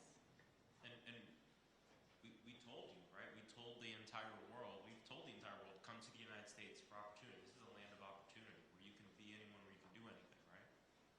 Yes. New York City was a top of a list for any model traveling and getting a contract. Rosa, can you help us understand how Epstein, Brunel, and their associates used the promises of modeling jobs to recruit you and other women? When you enter modeling, you have a dream of ending up and walking a Victoria's Secret show or on a cover of Vogue magazines. So when you're a teenager and somebody approaches you saying that they can be there to help you and be your word ally, I hate that word really, because that was used many, many times in trying to make me believe that they are my ally in order to get those jobs. So naturally, it comes across like these people care. And you believe them. Why? Because you're just a teenager. It doesn't look really scary to begin with, so they gain your trust. And then they put you in a situation where financially you can't leave. The ticket back home costs $1,300 round trip. I was giving $100 a week in New York City to survive. And if any of you go to New York City today and try to live off $100, good luck. Rosa, we also know that you're an immigrant, and we know that Epstein and his network also manipulated and threatened women using their visas or immigration status. Can you talk about your experience with this? Every time I came to my agency or Epstein, which I didn't know why I came to him, I begged them to let me go back to other places I used to model before, on which they said, why? You're not going to do well there, so stay here. What do you need? I would say, job. And then they offered me job. They didn't give me money to purchase a ticket, and I didn't have a credit card. I didn't have my parents sending me money. I couldn't afford a ticket back. So they used my dreams against me, saying that it's just a time and everything's going to be okay. And if I trust them, all my dreams are going to come true. We know that he weaponized people's immigration status, right? The fact that they were immigrants against them, to manipulate them, to force them into his horrible crimes and the horrible things he did to them. There are so many changes that need to come from this investigation. And I think it's important that we also remember immigrant women are disproportionately impacted by sex trafficking in the United States. Epstein exploited this broken immigration system to do these crimes. And I think your story and your testimony shows that, and many of the other stories and testimonies that we've heard. This investigation shows us that we have to fix this system, not just demonize immigrants. And in a moment where the same people that are obstructing this investigation, the same people who are engaged in the cover-up of this investigation are also the one demonizing immigrants across this country, shows us the real truth. That if we spent a modicum of the money and energy that this government is using to go terrorize our communities and round up innocent people, to go after the billionaire pedophiles and sex traffickers and people who have exploited this broken immigration system, maybe we had some justice here. And so just thank you so much for being here and sharing your testimony. I yield back.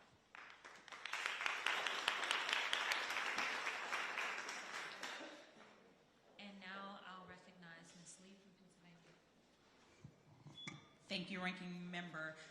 I want to start, like many, by just grounding us in the people who have too often been ignored. Survivors like Danny Bensky, who was just 17 when she was lured to work for Jeffrey Epstein with false promises and then threatened with her mother's illness. Rosa, who was trafficked across borders and abused for years. Courtney Wild, who not only survived abuse, but then had to lead a legal fight for recognition by a Department of Justice that was supposed to protect her. And Jenna Jones, who has sounded the alarm that a paltry release of DOJ files hints at a possible, probable cover-up. I just want to thank you all for being here, for continuing to show up, for your continued courage and your commitment to justice. We recognize that you are unfortunately four of very, very many more survivors, and I hope you know that your presence today means to survivors across this country, how important it is to them. For decades, survivors have worked in good faith with law enforcement to try to expose Epstein and his co-conspirators, only to have their interests and their needs ignored. From a bogus non-prosecution agreement way back in 2008, to the inexcusable release of personal identifying information from Pam Bondi and Todd Blanche's DOJ. The DOJ seems perfectly capable of concealing the names of these rich and these powerful folks in the files that have been released, but they did not give that same level of care to the actual survivors. And here in Florida, Alex Acosta spent more time cutting the deal with Kenneth Starr, Alan Dershowitz, and other well-connected lawyers working for Epstein and with Epstein than he did actually listening to survivors. This sweetheart deal enabled Epstein to continue abusing survivors while he was out on work release, as we've heard. The DOJ has failed to indict any other perpetrator of sex trafficking beyond Epstein and Maxwell, despite all the complaints and the reports that other individuals were implicated and involved, including from survivors themselves who have named these people. They seem to have no plans to do so. So Todd Blanche stating that the Epstein files, quote, should not be a part of anything going forward, unquote, is where we need to spend a little time. This is a glaring proof of a two-tier system of justice in this country. Mr. Cuban, this saga began with a failure at the state level when prosecutors declined to fully pursue justice against Jeffrey Epstein, right? Correct. You represented one of the first survivors in Florida. We saw a non-prosecution agreement that shielded Epstein and protected his associates. Can you explain why that agreement was so unusual and how harmful it was? So first of all, as I said before, it was unusual because ordinarily the U.S. Attorney's Office would consult with counsel for the victims and talk about the potential charges that they're going to bring, and they never did that. They kept it secret. They would not answer phone calls. When I was able to get through to the U.S. Attorney at the time, who was Maria Villafana, she said, I can't talk to you. Second, it was so unusual because it not only gave immunity to Jeffrey Epstein, who was the target of their investigation, but it gave immunity to co-conspirators without prosecution of those co-conspirators, or even a hint of prosecution of 4 specifically named co-conspirators. Lastly, the most unusual part of that deal was that they added the phrase unnamed co-conspirators. I have never, in 30 years doing this, ever seen a non-prosecution agreement so broad as to say that they're giving immunity to unnamed individuals. It was a gift. Ms. Wild, really quickly, can you tell us more about those emails between Epstein's lawyers and the prosecutors and what made them seem different from what you would think a typical plea negotiation would look like? Yes, ma'am. When me and Brad Edwards were able to, we got the emails, it was literally friends. They were meeting at Starbucks, they were meeting off the record, wherever they wanted. These were friends literally negotiating how much time, what it would look like, what the charges were going to look like, what they were going to say during the grand jury. It was all scripted. It was all set up, cover up. I just want to say really quickly, does any survivor have you felt protected or seen or heard by the government? No, ma'am. Just no. The redactions, none of my information has been redacted.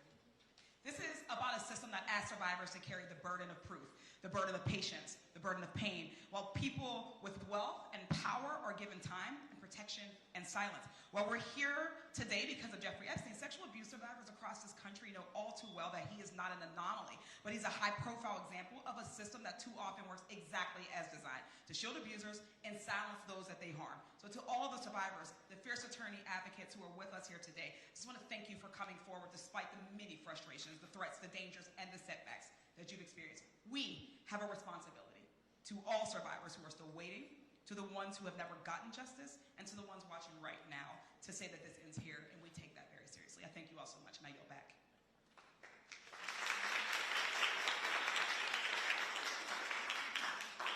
Thank you so much, Ms. Lee, and now I am going to recognize myself for 5 minutes.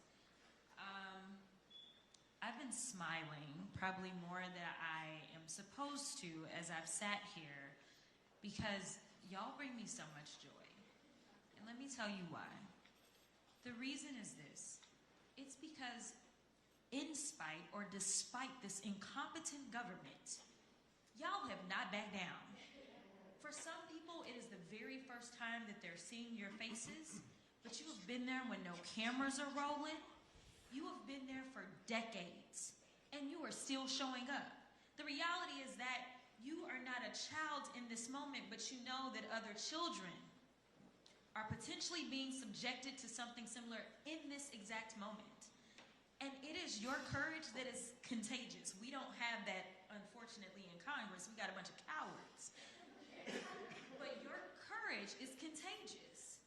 Think about it this way. One of the things that I really want to clarify, because I have had an opportunity to hear some of your stories and meet with some of you in person and behind closed doors, a lot of people who potentially are not on the right side of history right now, one of the common questions they ask is, how is it that this could have happened to so many people, yet when you were going through your experience, you failed to see anybody else or know anything else, and you thought that you were all alone. And I know that that is something you have told me directly. So for the people that are watching, and they're hearing numbers like, man, thousands of girls, but at the same time, they're hearing, you know what, I never saw anything else. Whoever feels most comfortable, if you will, because for me, I don't think that I have that much confidence in the government overall doing what's right for the right reason, but it is the pressure from outside. It is you going out there and being courageous that has made the people rise up.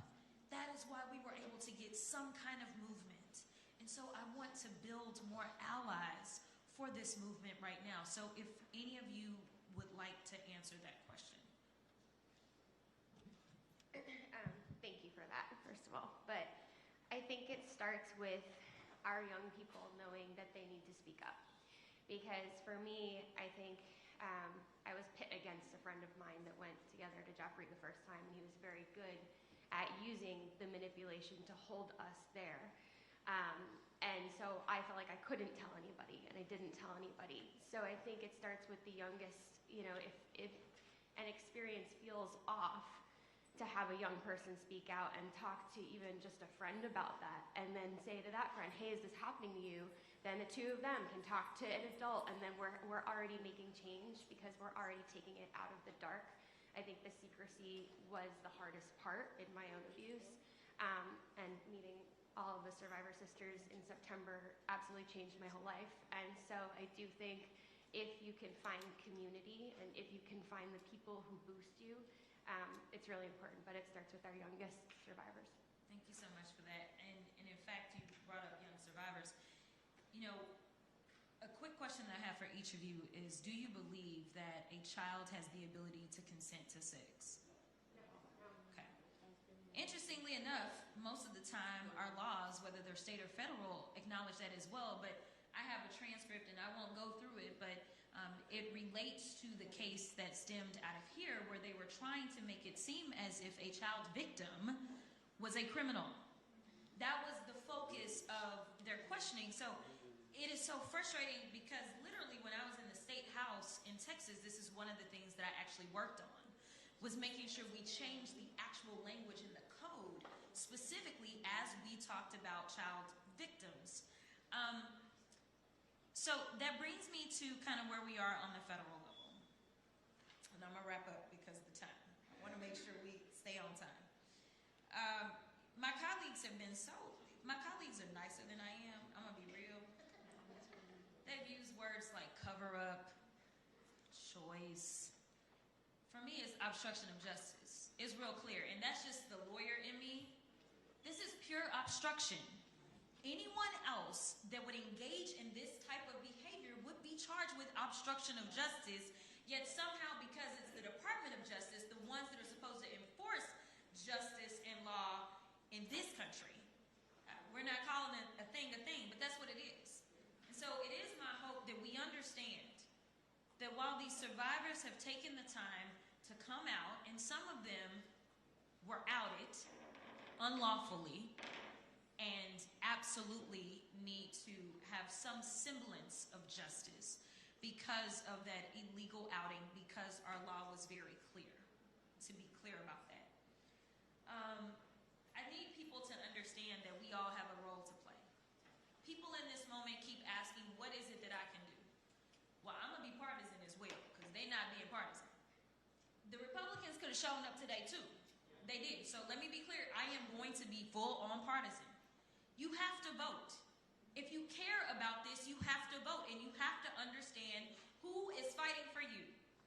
There are certain things that were always a basic kind of standard in this country for what was right. We protected the most vulnerable amongst us. We're not doing that nowadays. We made sure that we believed in quote-unquote law and order, but we're not doing that nowadays. It is time to wake up. It is time for us all to do our part because, again, I'm going to be partisan because only the Democrats decided to show up today. So with that, I will yield, and my next... Okay, they making me skip it. Okay. Well, we're going to head to Virginia. Grab some volume. It's your turn. Thank you. I want to thank you all for being here today and thank all the people in the audience here today. And I will just say that it's because of you that we had the Epstein Files Transparency Act passed and the president himself had to sign it into law begrudgingly while in the background trying to figure out how to break it later on. And it's because of you that we were able to issue an August subpoena led by Representative Lee, and they still haven't complied with that subpoena, but it's because of you we got that far. It's because of you that they won't even hold hearings, real hearings in the Oversight Committee on anything anymore because they're afraid we'll subpoena more people about Epstein Files and Epstein Transparency Act. So just think about where you've gotten us. I know it's not enough. It may never be enough, someone mentioned before, but I just want to thank you for getting us this far. And I know there are a lot of girls and women around the country and around the world who thank you as well. One of the things that has driven me crazy is that there's millions of files that have still not been released. And so this question really is for anyone. But one of the things that I remember hearing from many of the survivors last year was you'd at least like your own files, your own witness statements. Has anyone received your own files? So no one has received their own files. And has the Trump administration talked to you about potentially giving you those files? I'm seeing everyone say no. And did they ever talk to you about which files they were withholding and why they would withhold them or consult with you about that? I'm seeing everyone shake their heads as well in the audience and all the witnesses we have today. And so I guess I would ask then, we're going to be talking to someone next week, Pam Bondi. And so do you have any suggestions on what we should ask her tomorrow? We can start on this while anyone who'd like to answer that. I think there's a lot to ask her, right? But do we believe anything that she's going to come out of her mouth? Let's pretend yes. Yeah. Okay. I definitely. Why? Who are we covering for? Like, you were willing to lose your job to cover up for these people. What do they have on you? Because I'd like to know. You're a woman, you're a mother, and you look at us, you couldn't even look at the survivors. So what's your part in this? Can I add to that? Process. What was the process? And we would ask the same of Todd Blanche. What was the process for moving Keelan Maxwell? I can actually speak to three very specific things that you should ask her. Number one, there was hours of video surveillance taken by the lead investigator at the time outside of the home, watching people go in and out of the house that has yet to be released, and we know it exists from the probable cause affidavit. Secondly, back in October of 2003, there's record evidence that there were surveillance inside the home because cash was stolen from Mr. Epstein by one of his workers, and Sarah Kellen showed police that video from inside the home. That means surveillance cameras in fact existed in the home. Where is that video? And then lastly, Maxwell photographed everything. She loved taking photographs of people. That was her passion. They have not released even a fraction of the photographs that Maxwell took. So I'm just going to add on to Danny's point about process and be a little more specific. So what transpired in advance of the files being released were a number of the lawyers who are in this room provided DOJ with lists of names. I think one lawyer provided about 300 names, and those names got released in the first batch. Many of those names got released in the first batch of files when they were dumped. The lawyer went back and said, these names need to be redacted. I'm just going to use Danny's as an example. Hope that's okay, Danny. So her lawyer went back and said, redact Danny Bensky's name. The second time the files were released, the DOJ had not just the list of the names that the lawyers requested to be redacted, but also correspondence that said Danny's name was released in the first batch and a request to redact. Her name then appeared in the second batch. Another correspondence went to DOJ about Danny specifically. And then there was a third batch of documents. In the third batch of documents, I think Danny's name, her address, a picture of her dog, you name it, it was in the third batch. So I think we need to give examples, and I think we need a deep understanding of what transpired so that a group of high-powered lawyers were not able to identify names and properly redact them. Thank you. I yield back. Thank you. We're going to move on to Missouri. Brett Bell.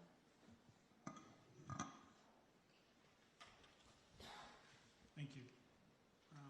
Before I get to my questions, I want to say something to the witnesses before us.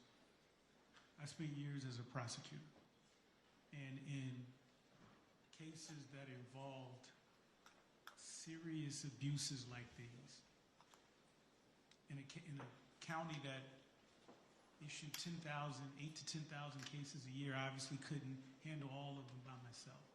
But any case that involved serious abuses like these, I made myself available personally to the survivors.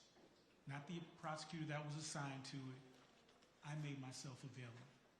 And if there was a resolution or an outcome to the case that went against the wishes of survivors, that was another reason that I sat right there with those survivors to hear directly from them, to tell them what the evidence was, why we were doing what we were doing. And what I discovered is that oftentimes there is nuance that an investigation may not find, that you all, or respective survivors, will see. And that was another reason that I wanted to sit down and look these individuals in the eye so that we could have these conversations and help us make the best decision in the search for justice. And so I want to ask a couple quick questions, and I'm going to be very mindful of time. Ms. Wild, as a former prosecutor, I have to ask this question. The Crime Victims' Rights Act was passed specifically to guarantee survivors a seat at the table in federal proceedings. You went to court to enforce that right. In your experience, was that promise ever actually kept? No.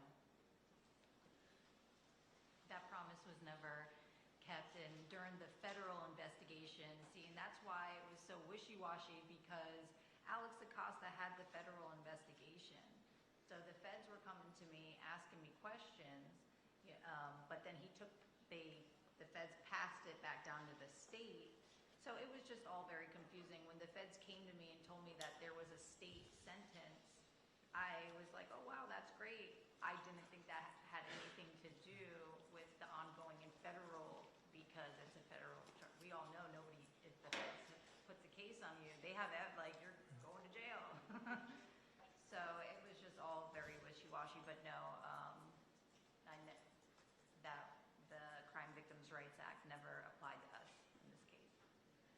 Ms. Jones, you've been fighting for justice for a long time, longer than anyone should have to. What has that fight cost you, and what keeps you going? I'm a mother of 4 children, so that is why I fight, and I speak very loud to protect my children, and not just my children, everybody's children. That's how I keep going. It takes a very big toll on you, but when you look at the innocence in a child's face, no child should ever have to go through what we went through, ever. And as many years as I've sat across the room from survivors, I can't pretend to fully understand the courage it takes to walk in to a room like this one, to tell the truth about what was done to you in front of cameras, in front of strangers, engaging directly with a system that has let you down. And Ms. Rosa, you said that in trying to figure out what justice looks like, good luck. And yes, we have a lot of work that we have to do to figure that out. And what that will look like, there's a lot that this investigation needs to do just that. And so what I can say with certainty is that what the inspiration for this work looks like, and I'm looking at all of you. I'm looking at every single survivor, known and unknown, that continues to inspire us to do this work. And I thank you for being here. We do not take that lightly, that you've agreed to be here today and share your stories and being honest about why this matters, because as my colleague said, this administration has made it harder, not easier for you to be here, but you are our inspiration and we appreciate you. Thank you. Thank you, Congressman. Next up is Representative Min. Thank you to the survivors for being here today. Ms. Wild, Ms. Jones, Ms. Bensky, Rosa, Mr. Roberts, Ms. Roberts. Your testimonies are powerful and extremely heart-wrenching. And we're sitting right now just 2.8 miles from the Epstein estate where so much of this took place, 4 miles from Mar-a-Lago where Jeffrey Epstein spent so much of his time. And I don't think it's lost on any of us up here how much courage you all are showing in being here today and sharing your stories, because as we begin to unravel the threads of the Epstein files, we're seeing just how broad and deep this conspiracy goes, and a number of you have talked about the threats you face, and that must be incredibly frightening. Many of the world's richest and most powerful men are implicated, and they have directly perpetrated a decades-long cover-up. Even after we were able to pass the Epstein Files Transparency Act, over the maneuvering and objections, I'd add, of President Trump, then Attorney General Pam Bondi, and Speaker Mike Johnson, the rich and powerful were still able to pervert justice, with the DOJ refusing to turn over 50% of the documents in their possession, redacting the names of the perpetrators while releasing personal information about many of you, re-victimizing the survivors. And that's outrageous, and we for damn sure need to ask Pam Bondi what the hell happened here and why she chose to re-victimize survivors when she appears before us next week. Mr. Hirsch, Ms. Hirsch, I want to start with you real quickly. Are you aware of any instance where the DOJ contacted survivors before they released personal identifying information about the survivors last year?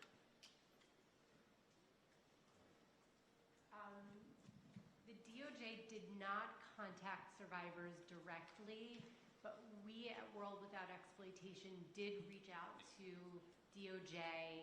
But they did not reach out. They did return a phone call, but when we asked them to speak with survivors, that never happened. And that's outrageous, because the DOJ is supposed to represent justice for people who are victims of crime, not re-victimizing them, not protecting the perpetrators of crime. And what's at stake today for you all and the hundreds of other women who were trafficked and abused by Jeffrey Epstein, Ghislaine Maxwell, and their associates is justice for you, but also the idea that there's one rule of law for everybody. That we don't have one set of rules for the rich and powerful, the Epstein elites, and another that applies to the rest of us. As I've said before, I spent my career fighting for the rule of law. This is very important to me. I also started my career at the Securities and Exchange Commission, prosecuting corporate fraud, then taught banking law at UC Irvine, and I also know that following the money is the first rule of tracking down any kind of major criminal conspiracy. And as I just want to reiterate the points that were made earlier by Rep. Christian Murthy, by you, Ms. Roberts, that we need to follow the money, that Epstein survivors have sued and won settlements from a number of large financial institutions, including Bank of America, JP Morgan, and Deutsche Bank, hundreds of millions of dollars, We need to get the SARS reports from Treasury. We need the SEC, Treasury, and the banking regulators to investigate and potentially prosecute anyone or any institution that was complicit in covering up or helping facilitate the Epstein trafficking ring. Now, Mr. Kubin, you've stated previously that Epstein would never have been able to get away with this horrendous crimes without the complicity of banks, the big banks, and back in 2023 you stated, I've always said that he would never be able to molest these young girls without the banks and the money behind it. Could you briefly elaborate on what you meant when you said that? Correct. So we found during our original litigation back at the inception that he was pulling out large amounts of cash and transferring funds back and forth, and large amounts of cash were coming out of the banks. There were never any questions that were being asked of him at the time. And in fact, as I alluded to before, even back in 2003, he had envelopes filled with cash that he even reported to police that had been stolen from his home. And the banks appeared to be working with him, not questioning him, because of all of the money he was moving through those institutions. It is a damn shame that the Department of Justice and the FBI have never followed this thread, even though it's something that is very, very important. I will just add that House Oversight Democrats have worked with Chairman Comer to issue subpoenas for Deutsche Bank and JP Morgan, but we're seeking subpoenas for an additional 21 banks. I think this is going to be really, really important. Another important piece of evidence that has not been followed up on is the camera evidence, the computer files, as the lead attorney at the time, Maria Villafuena, had referred to. Now, you had mentioned, Mr. Kubin, that you saw a number of cameras in the estate. That would potentially have a lot of damning footage. Can you describe what cameras you saw, how many, where they were located in the estate? Right. So after we originally filed the first case here in Palm Beach for one of the victims, I was granted an opportunity by the court to go on property at Epstein's home and do a site inspection. There were spots within the home, both in the bedrooms and the massage area and other areas of the home, where you could see mounting brackets where cameras used to be. And then there were CPU or computer units that had been taken away. And then I was able to verify back in 2003, as I said, that Sarah Kellen had actually shown internal footage to the police department back then of someone that had allegedly taken money. So there was verifiable evidence that cameras were in fact in the home. Lastly, I represented a client in Manhattan who, when she was brought to the home in Manhattan, saw the entire network of cameras that was being utilized in the Manhattan mansion. None of that video has been released today. And in fact, lead attorney, I'll just close with this, Maria Villafuena, had said that that was a smoking gun, this evidence. They knew exactly where it was, and Alex Acosta, who was then the U.S. Attorney for the District of Florida, refused to investigate this or actually seek to have this turned over. I want to thank you all again. Thank you for your courage in being here today. Thank you, Congressman. Next is Representative Randall. Thank you, Mr. Ranking Member, and thank you to each of you for being here today. I especially want to thank those of you who shared your stories about surviving unimaginable abuse. We thank you for your immense bravery, which we do over and over again, but also for your willingness to relive your trauma in pursuit of justice. I know you've waited far too long and are still waiting, but from the bottom of my heart, please know that you are seen and heard by every member of Congress in this room, and we will make sure that your stories are not ignored. Former Attorney General Bondi literally kept her back turned away from a room full of survivors. We've seen the photo. We are here to do the opposite. We are here to walk alongside you and to shine a light on the stories that you have shared over and over. We'll keep fighting for truth, for transparency, and an end to this shameless DOJ cover-up of all the information relating to the heinous crimes of this Epstein case. DOJ's document productions to date have released very little new information about Epstein's co-conspirators. In fact, we know that there are more than 2.5 million documents still hidden. But unfortunately, as we have heard today, recent releases have exposed private and personal identifying information of survivors. DOJ has created serious risk to safety for survivors and published names and photographs, some of them very explicit. Survivors have also shared with the committee that in multiple instances, As we heard again today, loved ones didn't know that you had been abused by Epstein until that information was released publicly. Every oversight Democrat sent Pam Bondi a letter back in February to express alarm at DOJ for publishing survivor names and photographs thousands of times, while taking special care to redact information that could be crucial for bringing justice and holding perpetrators of abuse accountable. The sheer amount of personal identifiable information released after survivors got assurances from DOJ that they would be protected raises the question of whether this is just incompetence or, far more likely, deliberate witness intimidation. Ms. Bensky, you have spoken about this, about the harm of DOJ's sloppy Epstein file release that has caused you and other survivors. You spoke about your own name being released despite repeated requests to redact it. Will you share again for us, for the record, what that experience meant to you and other survivors to have your information be exposed? Yeah, I mean, I am public, and that's a choice that I made, but never in my life did I expect for anybody to read intimate details of abuse. To me, it's always been about protecting others. And, you know, unfortunately, I have friends in this story, and to see somebody's name out there who has worked so hard to move past this in life is something, it sends a shockwave through your body. It hits you like reading your own name in the file first, just like I went into the files thinking I would have to look pretty hard to find things, type my last name in, and everything came up, right?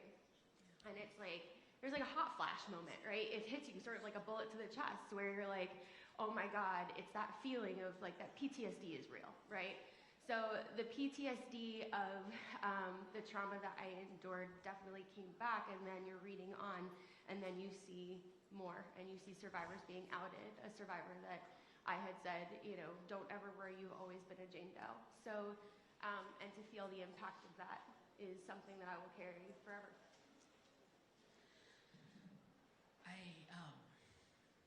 I'm sorry. I feel like you deserve an apology from your government, and, you know, as Democratic members of Congress, we are here to continue to work with you. But I also know that we absolutely have to fight for better. We have to fight to pass Virginia's law, and I know Congresswoman Frankel wanted us to share that she's also been working on the Courtney Wild Reinforcing Crime Victims' Rights Act to ensure that those rights that you are owed are actually upheld, that we work with survivors to inform you about any prosecutorial agreements, to ensure that folks know what rights you are awarded and deserved. And we will continue to investigate and to fight for all of you, but also for every survivor and every young person who is being victimized around the world. Thank you. I yield back. Thank you, Congresswoman. Representative Ansari. Thank you, Ranking Member.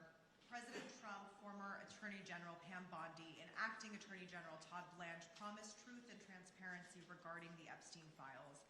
They have instead led the most egregious cover-up in American history. Despite their public assurances, Pam Bondi released Epstein files at an excruciatingly slow pace, and when she did, as we heard in powerful testimony today, protected the names of rich and powerful men who committed the crimes while revealing the identities of survivors. In March of 2026, the DOJ admitted that it withheld almost 48,000 files from public release, including allegations against President Trump. The Trump-Epstein administration continues to try to cover it up to this day. President Trump has said most recently that we should stop wasting time and energy on the Epstein files. He's called the fight for the release of the files and transparency, and I quote, a hoax. Abuse and trafficking of thousands of minors is not a hoax. Abuse and sexual exploitation of women is not a hoax. Survivors deserve the truth, and the American public deserves the truth. Ms. Jones, you have said that you, and I quote, put your hope in President Donald Trump and that you believe that he would do right by the survivors. Now, do you believe that he has broken his promise? He's broken many promises. Thank you. I want to remind everyone that former Congresswoman Marjorie Taylor Greene alleges that during a phone call, President Trump told her that if he was to release the Epstein files, and I quote, "My friends are going to get hurt."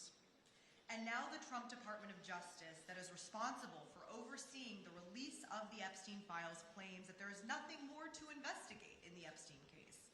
Todd Blanche met with Ghislaine Maxwell, Epstein's accomplice, before moving her to a cushy, minimal security prison. It is so ridiculous and insulting. So far, only Epstein and Maxwell have been prosecuted for sex trafficking, and there has never been a full accounting of Epstein's financial crimes or additional prosecutions of suspected co-conspirators. Last month, Acting Attorney General Todd Blanche said, and I quote, "From the information that we have within the Epstein files, we do not have a case against anybody." Ms. Jones, based on your experience or based on what you have seen in the files, do you believe the statement to be true? Absolutely not. Ms. Bensky, based on your own experiences or what you have seen in the files, do you believe the statement to be true? No. Ms. Wild, I'd like to ask you the same question. No. And Rosa, lastly, I'd like to ask you the same. No. Thank you. I yield back. Thank you, Congresswoman. I'd like to now have Representative Walkinshaw. Thank you, Ranking Member, and thank you all for being here. Walking into this room and telling your stories again takes tremendous courage.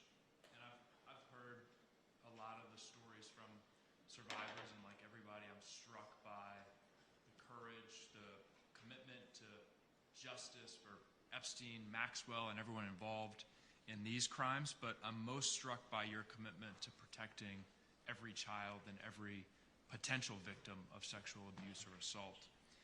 Epstein, Maxwell, and their co-conspirators shattered lives. They targeted vulnerable women and girls, objectifying and attempting to silence them. They were protected by their wealth, their power, their privilege. We can see it here in Palm Beach. And as we've heard today, their ability to commit these crimes reflects a systemic and intentional failure by the very institutions meant to protect you. Our government lets you down when you deserve protection and justice for the crimes that were committed against you. And we're here today to try to do our part to correct some of these failures. And we're not going to stop until the truth comes out. The extent of the crimes, the involvement of all of the co-conspirators is revealed. I want to focus on two patterns that have emerged today. First, Epstein and Maxwell weaponizing immigration status and travel documents against survivors, confiscating passports, holding visas hostage to trap women and girls in their orbit. And then when survivors like yourselves were brave enough to speak up, our justice system ignoring you, reinforcing the sense that there was nowhere safe for you to turn. Rosa, Ms. Wild, thank you for being here today. I want to ask you both just a couple questions related to these patterns. Rosa, can you tell us again how Epstein used your visa status as leverage to keep you under his control? O1 visa is a visa for an individual with extraordinary abilities, and it takes a lot of documents to obtain that visa. I have helped one individual to obtain similar visa, and I learned the amount of documents needed to be gathered. Looking back at my case now, I did not have documents to obtain that visa. I am 100% sure of that. My agency being able to obtain that visa for me in such a short time, which was less than 6 months, it's a miracle. You try to do that right now, you won't be able to. I want to know how. And it's impossible. So I knew that my visa was linked to him, and if he is unpleased, I would be sent back. And are you aware of Epstein using similar tactics against other women or girls? I have personally met a foreigner girl at his mansion in West Palm Beach, and I have personally not seen a foreigner come forward to tell the story, and I hope my case will bring more people out in front, because there are many other people who speak broken English or don't speak English at all who can tell their stories. Thank you. Ms. Wild, you were 14 as you testified when you first encountered Mr. Epstein. Is this you? Yes. A child? Yes. I just want to go back to the DOJ investigation and the sweetheart deal for Epstein and ask you, were you told by the Department of Justice that your case was still being investigated even after Alex Acosta signed off on Epstein's plea deal? Yes, they sent me a paper in the mail. My attorneys have it. That saying it was going to be a lengthy process and that, you know, they were doing everything that they could to put him away. But at that time, when the letter was dated, it had already been signed, the non-prosecution agreement. You learned later that they had already signed the deal. Yes. So that letter they sent you was a lie. They lied to you. Yes. Yeah. Thank you. Thank you both. I yield back. Thank you, Congressman. Next up is Representative Presley. Thank you to Congresswoman Lois Frankel. Thank you to Ranking Member Garcia, to Congresswoman Summer Lee. Your efforts have made today possible, and of course, thanks to our courageous survivors. I've been on this committee since I was a freshman, and Elijah Cummings, the great Elijah Cummings, our chair at the time, would often remind us that the role of the Committee on Oversight, our mandate, is to be an efficient and effective pursuit of the truth. Now, that pursuit is what brings House Democrats here today. Because instead of Epstein's victims being met with efficiency, they've been met with obstruction and delays by law enforcement and by the Department of Justice. Instead of Epstein's victims being met with effectiveness, they've been met with systemic cover-up. And I would add cowardice of those who were intimidated by the power and the privilege of Jeffrey Epstein, Ghislaine Maxwell, and their co-conspirators. So today, we are here to shine a light, because sunlight is the best disinfectant. We are here to shine a light on the corruption, on the failures of this investigation. But most of all, we are here to center the survivors, to center the courageous. Survivors who are grown women before you, but who were children. Children whose innocence was corrupted, whose bodies were violated, whose dreams were destroyed, whose lives were irrevocably changed. Maria, Courtney, Jenna, Danny, Rosa, and Sky and Amanda, here for Virginia, we thank you. Congress enacted the Crime Victims' Rights Act in 2004 to mandate specific obligations for the Department of Justice to ensure that survivors are protected, informed, and able to heal. Now, Mr. Kubin, you've spent decades representing survivors and fighting for transparency around the federal government's handling of their cases. Can you speak to how the federal government violated, after their bodies were violated, after their dreams, their dignity, their lives were violated, how were their rights violated? It was our understanding after the release of documents and the bravery of Ms. Wild here at the end and her case that was brought and the final disclosure of all those documents, it showed that the federal government and the state attorney's office colluded together to not bring an indictment because they knew that if they did, then the Crime Victims' Rights Act would then be triggered and they would have to inform the victims of what they were doing. So what we learned was they intentionally kept it out of the hands of victims so that the victims couldn't object or have any say in the process by secretly doing this deal that they did. And the federal judge, very brave federal judge Mara, found that there was a violation of the act here in the Southern District. And unfortunately, because of the way the law was written, there was absolutely no way to get them any justice or any remedy as a result. That's right. So they weren't notified, they were not consulted, they were not given the opportunity to participate in proceedings that directly affected their lives and their safety. These rights are supposed to be guaranteed by the Crime Victims' Rights Act.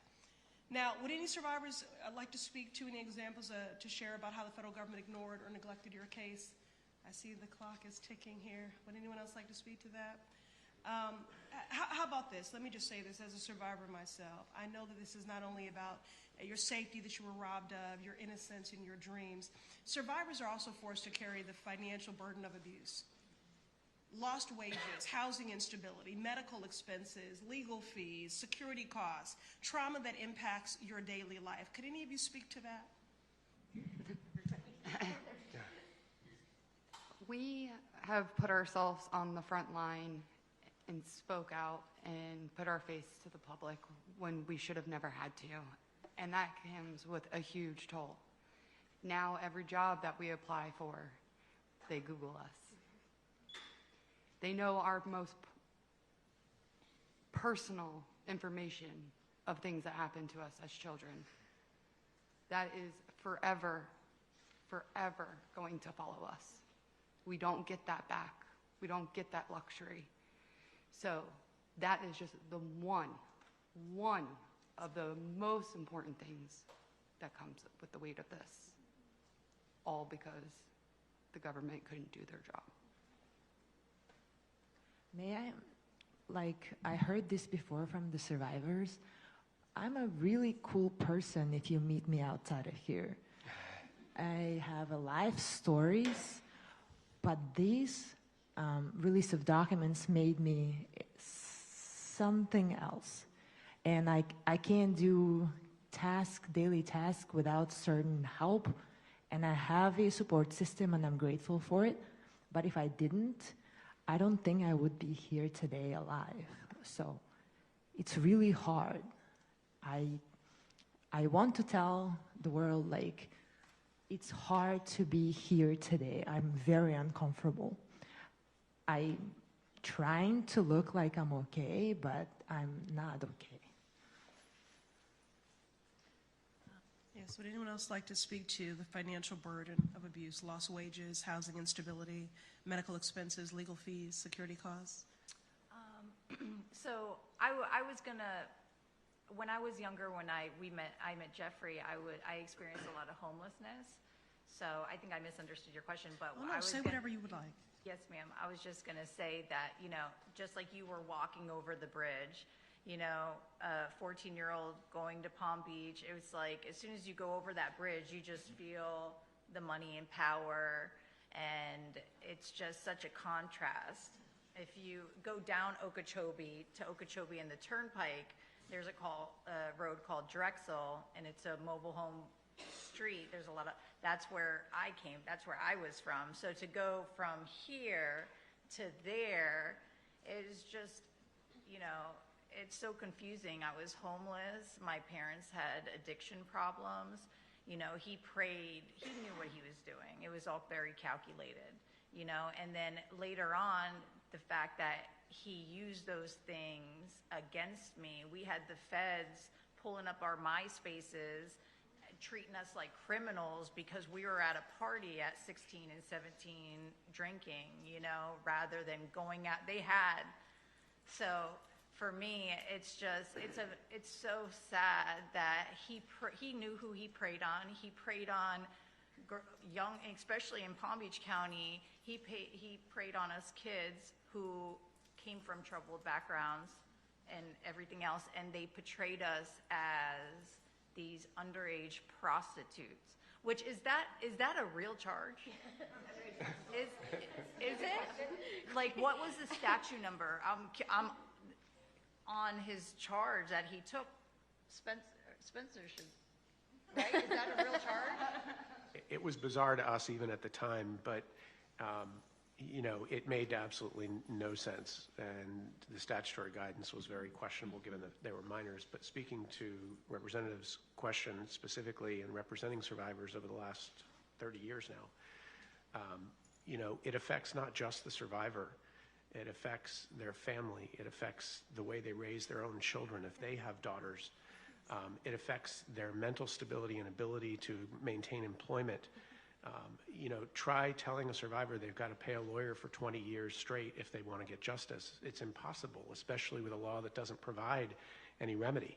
So they've got to seek out victims advocates that are willing to do it for free. And there aren't many of those, especially none that want to do it for 20 plus years to fight. So the financial ramifications of being a victim, especially of somebody with unlimited resources, is dramatic.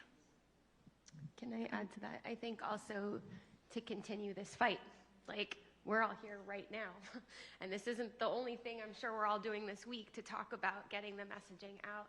Advocacy is expensive, therapy and healing is expensive, and there's no time to work because honestly, we got to change it for our kids because I don't want to raise my kid in a world like this right now. So. Yeah, I'll just close out with one point to Courtney, to your question about these prostitution charges. We need to eliminate the prostitution charges from the books altogether. We absolutely should be holding sex buyers accountable for the harm they cause, but people in prostitution should not be criminalized for being in prostitution because the vast majority of them are not there by choice. They're there because of lack of circumstances, poverty, other vulnerabilities. And what we see so often is that traffickers deliberately use that notion that the women and girls will be arrested for prostitution as a tactic. It is the number one tactic in order to make sure that survivors, victims are too terrified and too traumatized to talk. So we've got a lot of work to do. And I just want to, again, I thank you all and thank you for being prescriptive with a number of the legislative responses to address these systemic harms. I'll just say that there is no amount of compensation that could ever fully account for what was stolen, but every single survivor certainly deserves much more than sympathy. And that is the work that I'm committed to doing alongside of you legislatively. Thank you. Thank you. Thank you, Congresswoman. I'd like to turn it over now to Representative Frankel. Thank you. Thank you again for being here. Let me just start with Courtney. You and I met many, many years ago. And just to let you know, I took for heart what you said. And myself and colleagues, Democratic Women's Caucus, we have filed a bill many years in a row named after you to make sure we can get these rights that you talked about. And the Courtney Wild bill would assert that the victims of federal crimes are entitled to all the rights guaranteed under the original Crime Victim Rights Act, regardless of if the charges are filed in court. And then it lists out a whole set of criteria. So I want to thank you for your bravery. We're still trying to get that bill passed. It's a little difficult under the circumstances, but we're going to keep trying. And thank you so much for your persistence. Yes.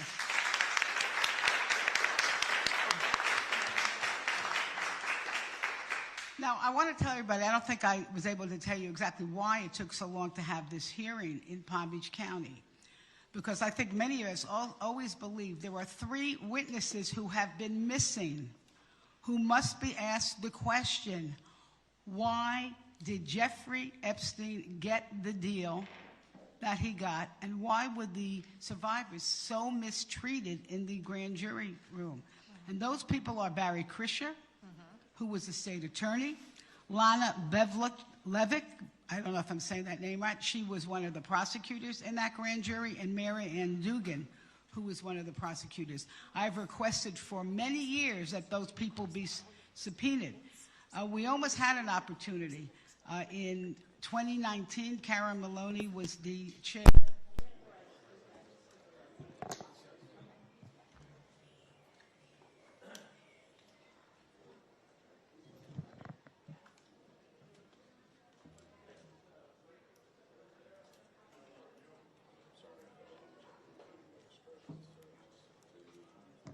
We're going to start in just a minute here.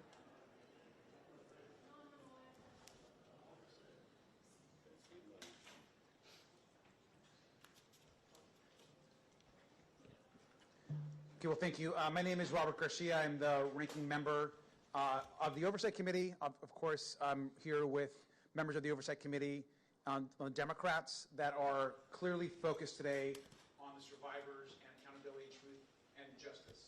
We're going to hear from some of our committee members here in just a second. I want to just give some thoughts and then answer any questions. Now, we're here in Palm Beach County because so much of this investigation brings us back to this location. We know that the crimes of Jeffrey Epstein and Ghislaine Maxwell, the horrible things that happened to so many women and girls, totaling 1,200, could have been stopped and halted had authorities here been listened to, had prosecutors made recommendations to the U.S. Attorney, had been listened to, had survivors been listened to, but time and time again, whether it was at the law enforcement level or whether it was at the U.S. Attorney's Office by Alex Acosta and others, that justice was denied and survivors did not receive justice. We know that that led to the additional abuse and trafficking of women and girls, including of Rosa, who you heard from today. And you heard her horrific story, and had folks listened, that would not have happened to her and to so many others. We also want to be clear that, especially after today, we want to hear and are demanding to hear from the line prosecutors and law enforcement officials that made some recommendations to prosecute additional names, to go after co-conspirators, and yet were denied those charges, and that evidence was pushed back because of decisions made by the U.S. Attorney at the time, Alex Acosta. Now, we've talked to Mr. Acosta in the past, and we have additional questions. And I think it's important for anyone that was involved in the case here in Palm Beach to know that while we have reached out to some folks to speak to us voluntarily, you will be compelled to answer questions when Democrats are in the majority. If you were involved in this case and tried to do the right thing and made recommendations to the U.S. Attorney to bring prosecutions, we encourage you to testify and to bring your information to the committee. But if you're unwilling to do so, we are going to compel that testimony because those survivors deserve to understand who and why decisions were made to not move forward with prosecutions that then led to the abuse of so many more women and girls.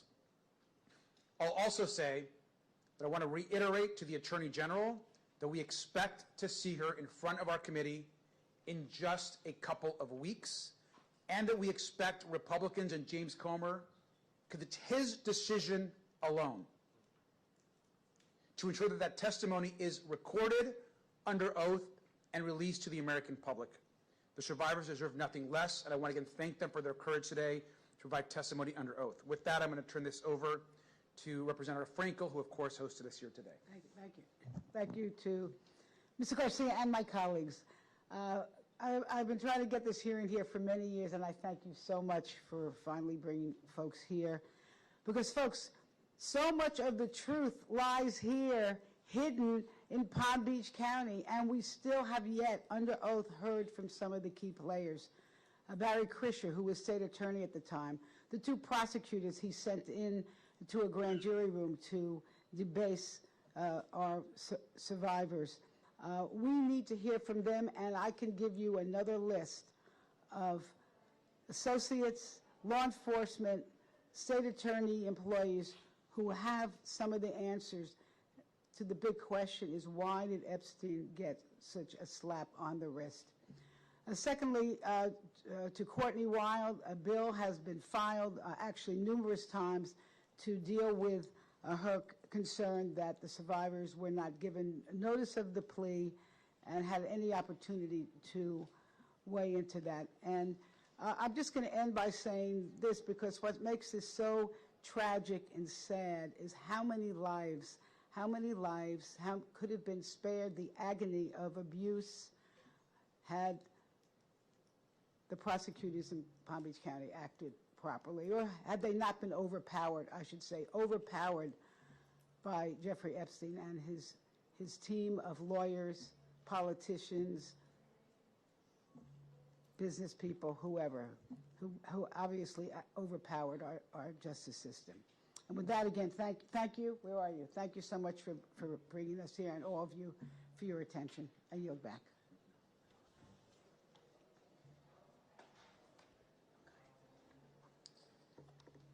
So, we're here at ground zero for where Epstein's crimes occurred. Crimes that were moral crimes, civil crimes, criminal crimes, crimes that I would consider really against humanity, given the systemic harm caused by really what was a global enterprise of trafficking girls. Impossible for me to not think about my own 17-year-old daughter. Again, you see grown women before you who are courageous in their refusal to be silent, but they were mere girls, 14, 15, 16, 17, talented artists, dancers, aspiring teachers, lawyers, models. Their bodies were violated, their dreams devastated, their lives irreparably harmed. When you are violated in such a way as a child, it changes on a very foundational and deep level who you are forever. Your ability to love, to receive love. But it's not only an emotional toll, and certainly the cost of trauma is a high one. But there are also economic expenses, an inability to pursue a job, to keep a job, 20 years of, 30 years, 3 decades of legal fees that no one was counting on. And not only was their innocence corrupted, and their bodies violated, and their lives changed, their very rights were violated.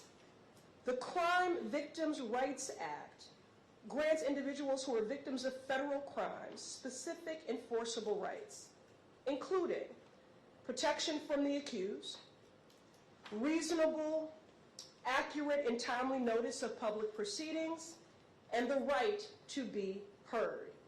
It ensures victims are treated with fairness, dignity, and respect. Well, that did not happen. Their rights were violated. And I'm working closely with survivors for a legislative fix of restorative justice. That's what brings us here today, to learn from the survivors, to identify failures, to hold predators and abusers accountable. And although I commend the survivors for their courage, I look forward to a day where survivors do not have to relive their trauma in order to compel action from their government. And finally, although this is a fight specifically for justice, accountability, and healing for our survivors who deserve so much more than sympathy, which is why I'm seeking to advance a legislative restorative justice fix to acknowledge the economic abuse and financial hardship that many of them still carry today. But this is a fight for all survivors that are victims of sexual assault and human trafficking. And so for that, to ensure that there is no erasure, I want to acknowledge the incredible work of Tarana Burke of the Me Too movement, Amber Tamblyn, and many more, and in my own district of the Massachusetts 7th, My Life, My Choice, and the Boston Area Rape Crisis Center. This is a fight for all survivors.